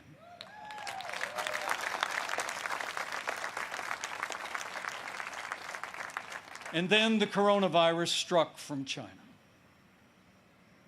Before the first case of the coronavirus spread within the United States, the President took unprecedented action and suspended all travel from China, the second largest economy in the world. Now, that action saved untold American lives. And I can tell you firsthand, it bought us invaluable time to launch the greatest national mobilization since World War II. President Trump marshaled the full resources of our federal government from the outset.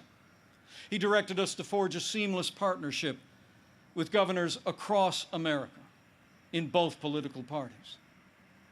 We partnered with private industry to reinvent testing and produce supplies that were distributed to hospitals around the land.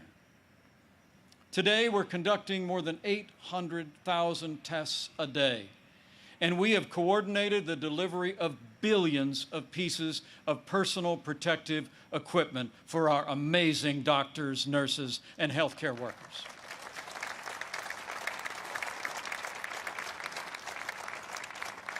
We saw to the manufacture of 100,000 ventilators in 100 days.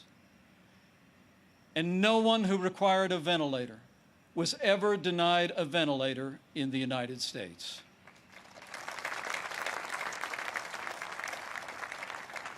We built hospitals, surged military medical personnel, and enacted an economic rescue package that saved 50 million American jobs.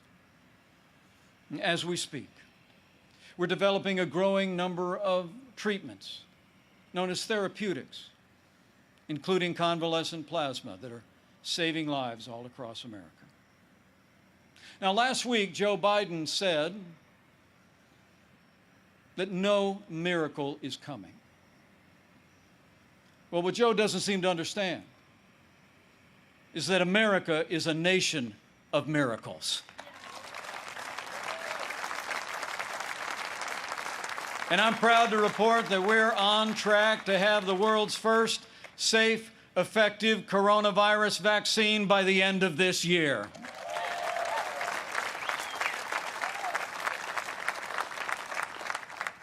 After all the sacrifice in this year like no other, all the hardship, we're finding our way forward again. But tonight, our hearts are with all the families who've lost loved ones and have family members still struggling with serious illness. In this country, we mourn with those who mourn. We grieve with those who grieve. And this night, I know that millions of Americans will pause and pray for God's comfort for each of you. You know, our country doesn't get through such a time unless its people find strength within. The response of doctors, nurses, first responders, farmers, factory workers, truckers, and everyday Americans who put the health and safety of their neighbors first has been nothing short of heroic.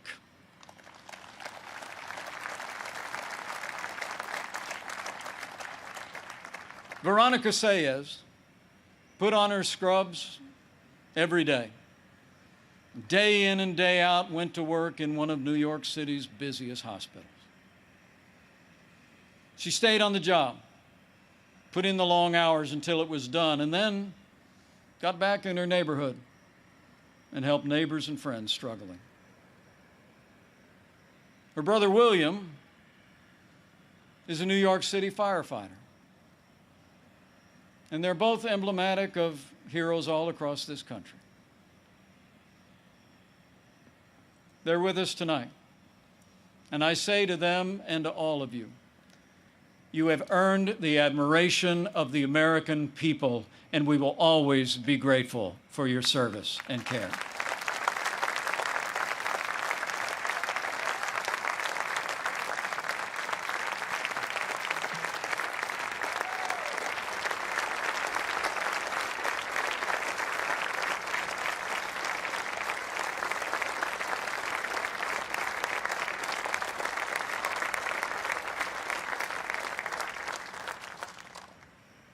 Thanks to the courage and compassion of the American people, we're slowing the spread. We're protecting the vulnerable. And we're saving lives. And we're opening up America again. Because of the strong foundation that President Trump poured in our first 3 years, we've already gained back 9.3 million jobs in the last 3 months alone.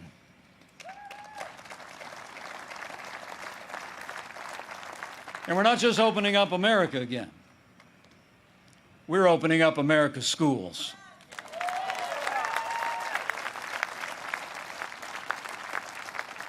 And I'm proud to report that my wife, Karen, that school teacher I've been married to, will be returning to her classroom next week. And so to all of our heroic teachers and faculty and staff, thank you for being there for our kids. We're going to stay with you every step of the way.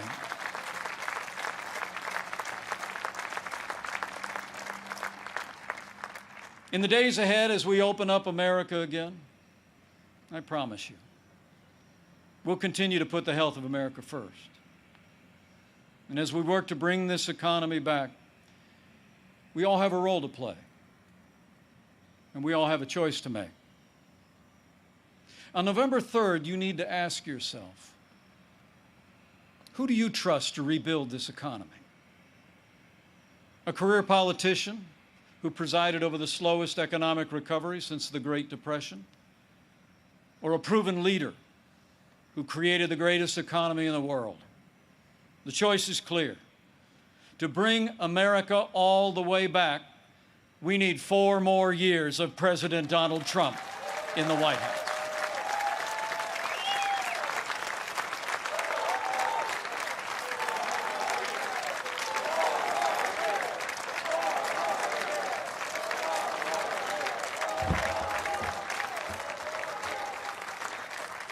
My fellow Americans, we're passing through a time of testing.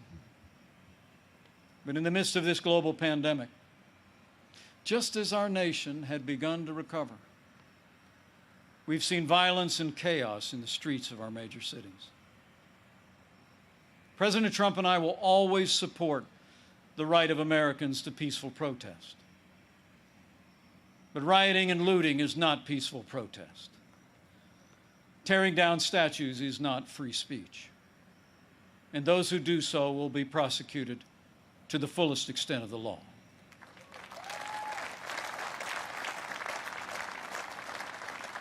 Last week, Joe Biden didn't say one word about the violence and chaos engulfing cities across this country.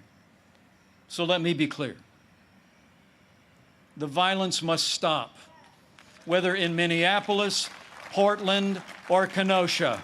Too many heroes have died defending our freedom to see Americans strike each other down. We will have law and order on the streets of this country for every American of every race and creed and color.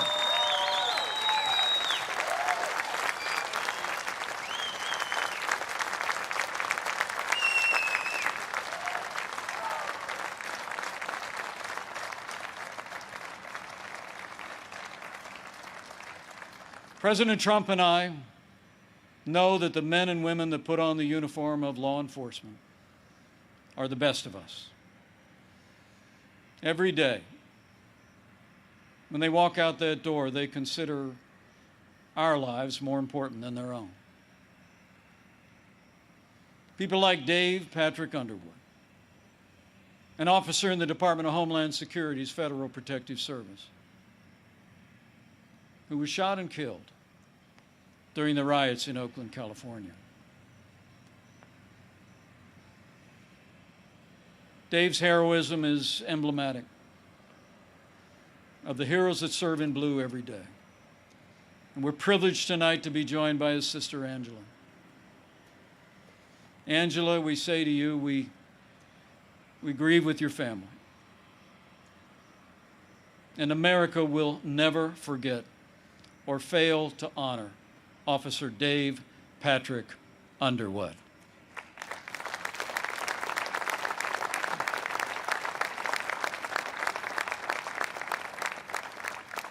The American people know we don't have to choose between supporting law enforcement and standing with our African American neighbors to improve the quality of their lives, education, jobs, and safety.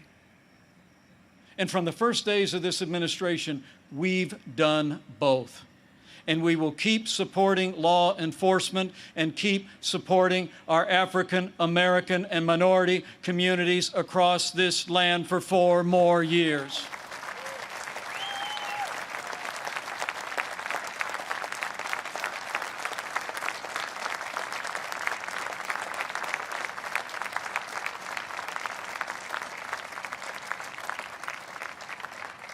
Now, Joe Biden says that America is systemically racist and that law enforcement in America has, and I quote, an implicit bias against minorities.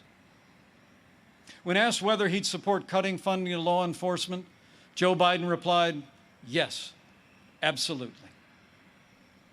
Joe Biden would double down on the very policies that are leading to violence in America's cities. The hard truth is, you won't be safe in Joe Biden's America. And under President Trump, we will always stand with those who stand on the thin blue line, and we're not going to defund the police, not now, not ever.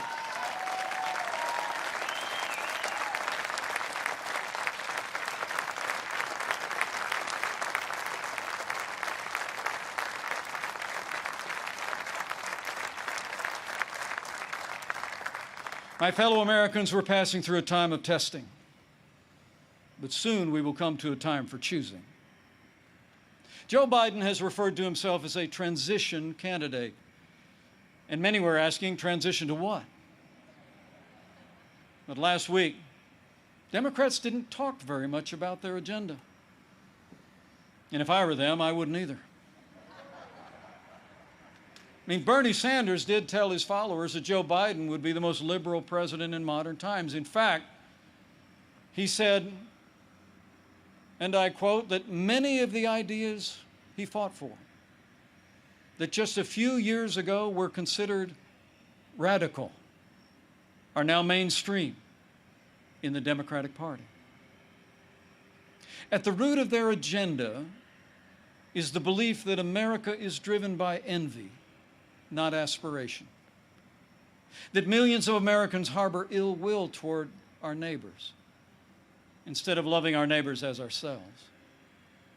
The radical left believes that the federal government must be involved in every aspect of our lives to correct those American wrongs.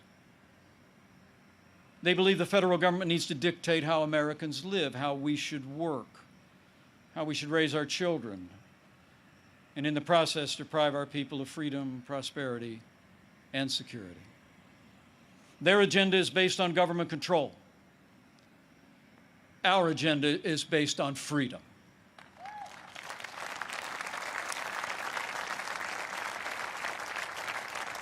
Where President Trump cut taxes, Joe Biden wants to raise taxes by nearly $4 trillion. Where this president achieved energy independence for the United States, Joe Biden would abolish fossil fuels, end fracking, and impose a regime of climate change regulations that would drastically increase the cost of living for working families. Where we fought for free and fair trade, and this president stood up to China and ended the era of economic surrender, Joe Biden has been a cheerleader for communist China. He wants to repeal all the tariffs that are leveling the playing field for American workers. And he actually criticized President Trump for suspending all travel to China at the outset of this pandemic. Joe Biden is for open borders, sanctuary cities, free lawyers and health care for illegal immigrants. And President Trump, he's secured our border and built nearly 300 miles of that border wall. Joe Biden wants to end school choice. And President Trump believes that every parent should have the right to choose where their children go to school, regardless of their income or area code. President Trump has stood without apology for the sanctity of human life every day of this administration. Joe Biden, he supports taxpayer funding of abortion right up to the moment of birth. When you consider their agenda, it's clear. Joe Biden would be nothing more than a Trojan horse for the radical left. The choice in this election has never been clearer, and the stakes have never been higher.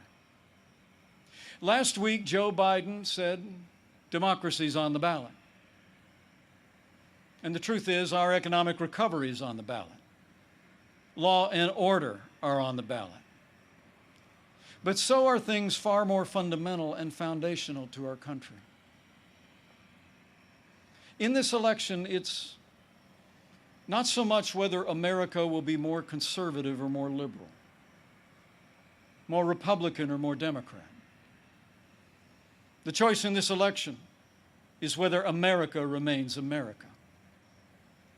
It's whether we will leave to our children and our grandchildren a country grounded in our highest ideals of freedom, free markets, and the unalienable right to life and liberty, or whether we will leave them a country that's fundamentally transformed into something else.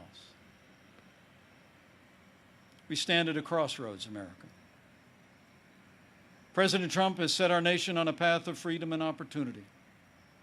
Joe Biden would set America on a path of socialism and decline. But we're not going to let it happen.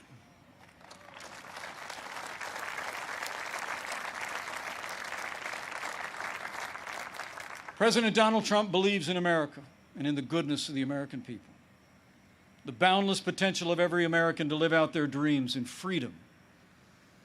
And every day, President Trump has been fighting to protect the promise of America.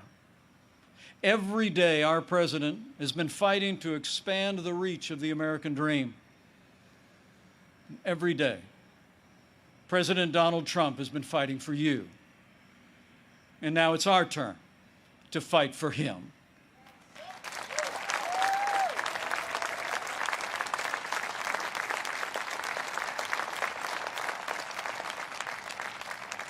On this night in the company of heroes, I'm deeply grateful. Deeply grateful for the privilege of serving as Vice President of this great nation and to have the opportunity to serve again. I pray to be worthy of it and I will give that duty all that's in me. In the year 2020, the American people have had more than our share of challenges. But thankfully, we have a president with the toughness, energy, and resolve to see us through. Now, those traits actually run in our national character. As the invading force learned on approach to this fort in September of 1814, against fierce and sustained bombardment, our young country was defended by heroes, not so different from those who are with us tonight. The enemy was counting on them to quit, but they never did. Fort McHenry held, and when morning came, our flag was still here.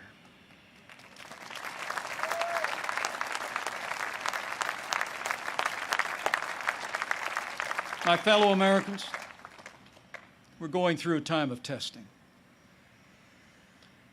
But if you look through the fog of these challenging times, you will see our flag is still there today.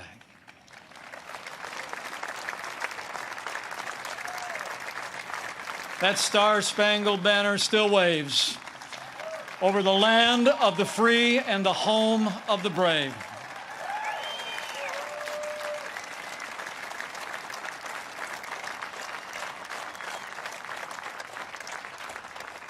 From these hallowed grounds, American patriots in generations gone by did their part to defend freedom. Now it's our turn. So let's run the race marked out for us. Let's fix our eyes on Old Glory and all she represents. Let's fix our eyes on this land of heroes and let their courage inspire. And let's fix our eyes on the author and perfecter of our faith and our freedom. And never forget that where the Spirit of the Lord is, there is freedom. That means freedom always wins.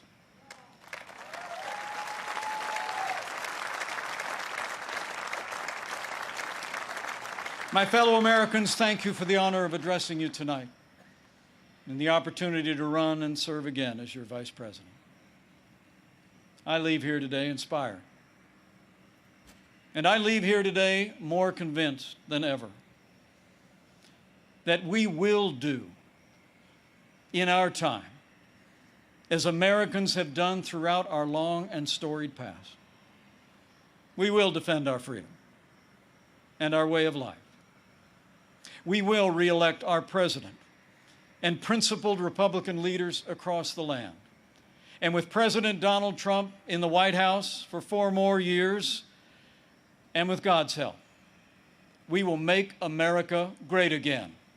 Again. Thank you. God bless you. And God bless the United States of America.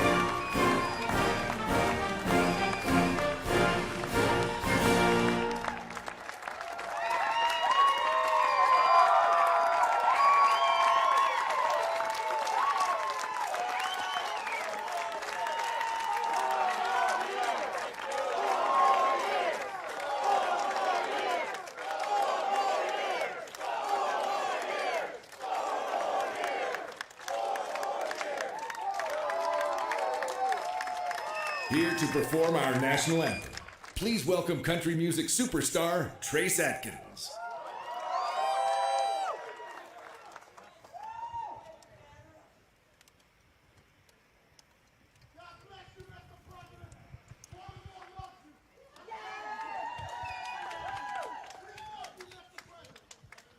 Oh, say, can you see by the dawn's early light what so proudly we hailed at the twilight's last gleaming, whose broad stripes and bright stars through the perilous fight, o'er the ramparts we watched, were so gallantly streaming, and the